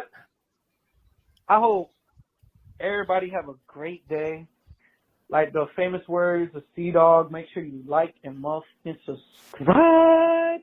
Yeah. But see y'all later. Lou from Fort Myers. Shout out, Lou. We appreciate you, bro. Man, I feel like you've got to give him a little bit of grace, man. And look, I'm going to be real. And look, I know Lou is not a fan of Bryce Young, but I have noticed that a lot of the people that gave Bryce Young a lot of grace have none to give for XL. Yeah. And I find that a little bit hypocritical. And again, Lou is it's a lot hypocritical. And Lou himself is not a big fan of Bryce. But however, I think that if we're gonna do this thing where it takes players a long time, or not a long time, but it definitely takes players sometimes more than one season to show what they're genuinely capable of at an NFL level. My thing is, bro, it was drops. Now, drops is a bad thing to have as a wide receiver. However, he can get his ass on the jugs machine and get back to work and really improve his craft and hone his game. Look, if he continues to drop passes, we will be the first ones to hold him accountable and tell him to ice up. But as of right now, the idea that he is just this trash player that was overdrafted, people are already treating him like Devin Funchess and Kelvin Benjamin. I'm sorry, bro. That's a little bit too much. It's way too early for us to make that kind of statement about who XL is or isn't as a player. I can tell you this, and and I'm not saying this is everybody who's hating on him, but to say that I think that it's a disadvantage when you're getting a hometown guy to come to the Panthers, because when you have that happen and you have a guy like a South Carolina Gamecock, right? You're inadvertently you're going to be setting them up to have a half or two-thirds of the entire Panthers fandom hate him already because he was a Gamecock, right? And so that I think you're setting him up for failure, because there's a lot of people who are just going to dislike him because he's simply a Gamecocks fan or a player. And so if we had drafted a guy like Alad McConkey, I think there would be a lot more forgiveness given than they're giving to Xavier Legette. This is again, keep in mind, people want to talk about Xavier Legette and his drops and all that stuff, right? The dude had 8 drops. It's not like he had 17 drops. It's not. He had one of the lowest drop rates in the NFL. The problem was when he was dropping. And when you realize that that's a mental issue and not a physical problem that he has, then there's hope that we can have that be something that's not ongoing. Now, as with Bryce, we've got to see it to believe it, right? We had to see Bryce be able to do it for us to be able to just say with confidence, this is going to work out. Even Bryce defenders, myself being one of them, would say, I need to see it. We need to see it. I believe him, but we need to see it. Same thing with Xavier Legette. We are not ready to crown him, but we are ready to say that it's worth giving him an opportunity in year 2 after being drafted in the first round to give him an opportunity to be able to show up and be the guy. Nobody's handing him the reins, but he has to be given an opportunity to show what he's capable of. That's all we're saying. Yeah, shout out to Daniel Castro for the $2 C3 bomb. Says XL was a volume catcher. It takes time to adjust. And I think that's a reasonable statement, man. It does take time. And the routes that he was running last year, he was getting open. Look, I know there's all the data and info saying that we were the least out of every wide receiver room. We were like one of the least in terms of creating separation. Dude, I'm just saying, XL was getting open, and Bryce Young was finding him. And there was a bunch of other plays that, yes, even though they were dropped, he was in the right place at the right time. So all he has to do is catch those passes, and if he does, we might be having an entirely different conversation. Yeah. Around XL and what type of player he is. Yeah, exactly. So pump the brakes, man. No one's saying you have to love him or that you even have to be sold on him, but give him a little bit of grace, man. I think that's really all that we're saying here, man. Nobody's saying crown him. Just like I said with Bryce, nobody's saying say he's the best quarterback in the league. Give him an opportunity. Let him be successful before you start to say that he's a failure. Yeah. By the way, earlier I asked if the Panthers trade down into the 20s, would that net a future first? Right now with 25 votes, it's 56% yes, 44% no. So, I don't. Dude, there's so many ways that this draft can go, man. I really am excited about this one. In a way I didn't necessarily think that I would. So, yeah, man, this is it's going to be interesting to watch and follow this going forward, man. But boys, that's it. There's no more slides. That's all I have prepared for tonight. Unless there's anything you all wanted to discuss before we do our ice up, anything in particular Panther related, before we move on to our final segment of the night. I think we've got everything covered at this point. All right, well, then you know what that means. It is time for the longest running segment on the longest running Carolina Panthers podcast on the internet. It's time to ice some fools up. Tell them to toughen up. Get their act together. No one is exempt from this ice up if they deserve it. CK, Panther Pickle. Let's ice some fools up.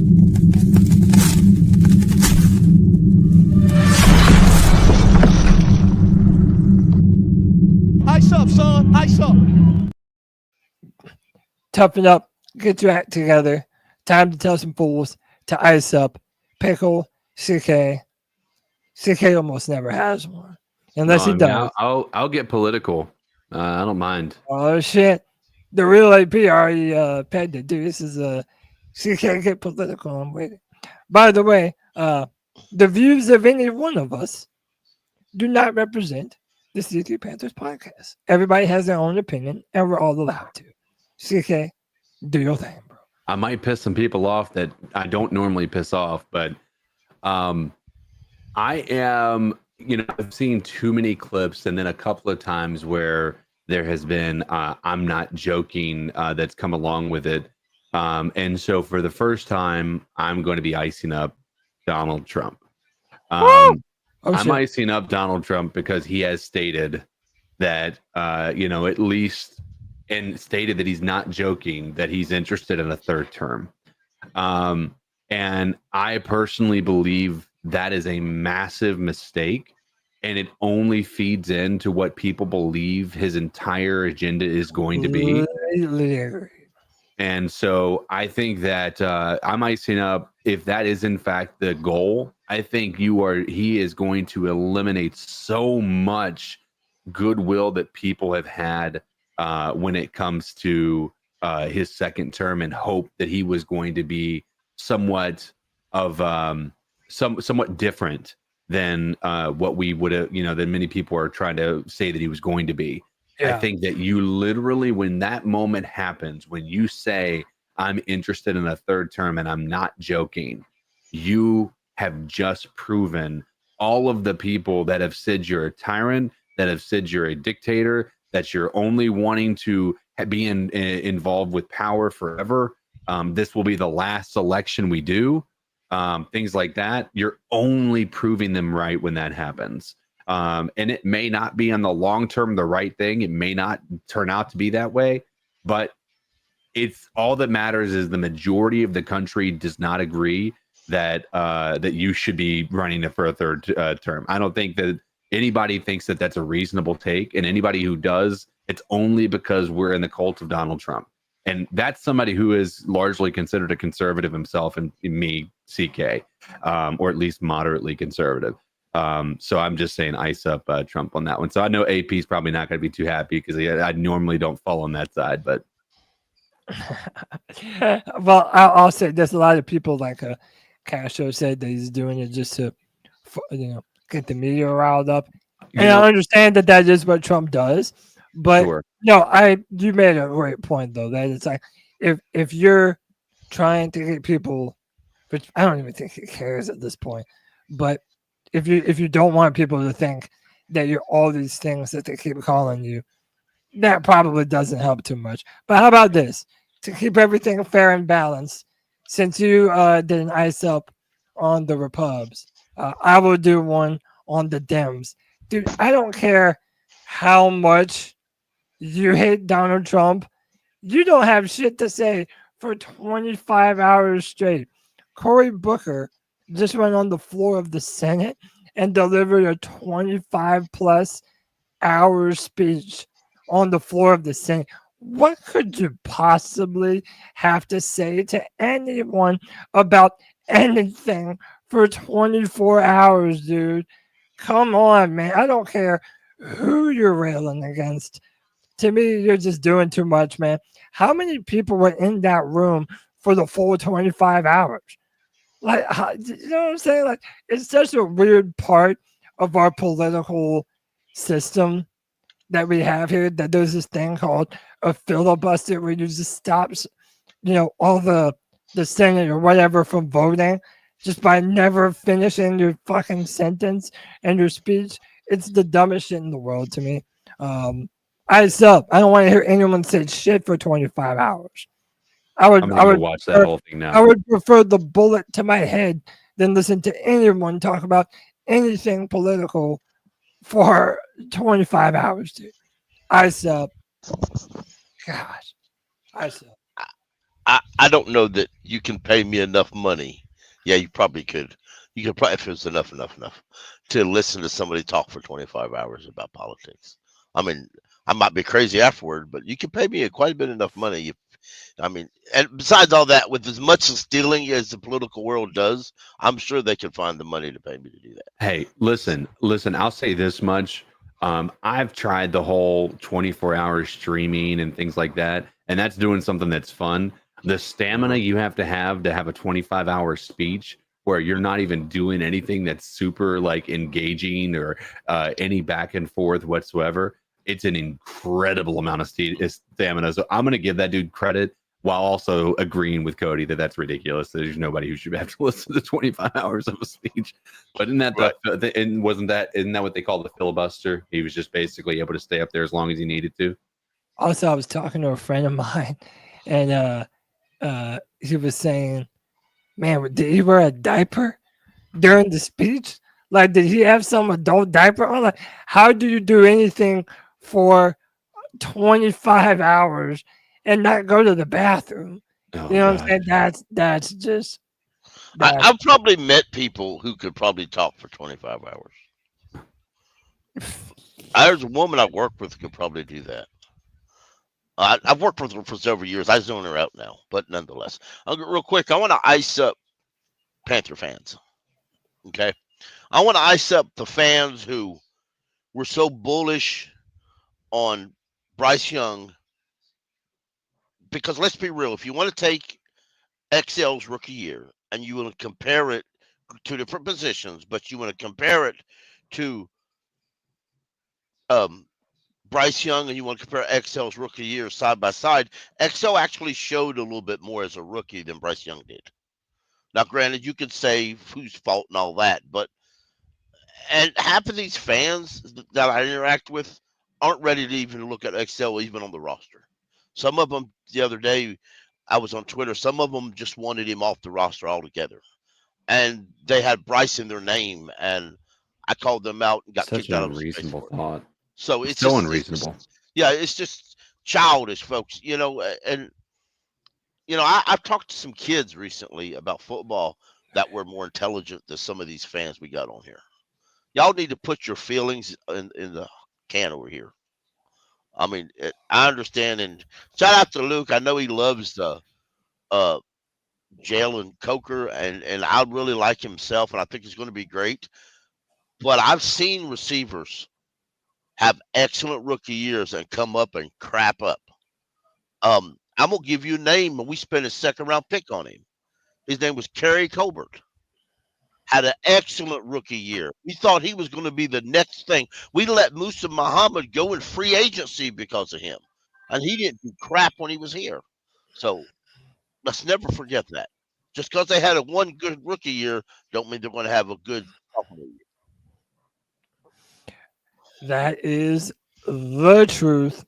Ice up to Panther fans. Ice up to Donald Trump. Ice up to Cory Booker. You see, anyone and everyone can get an ice up during this here ice up segment.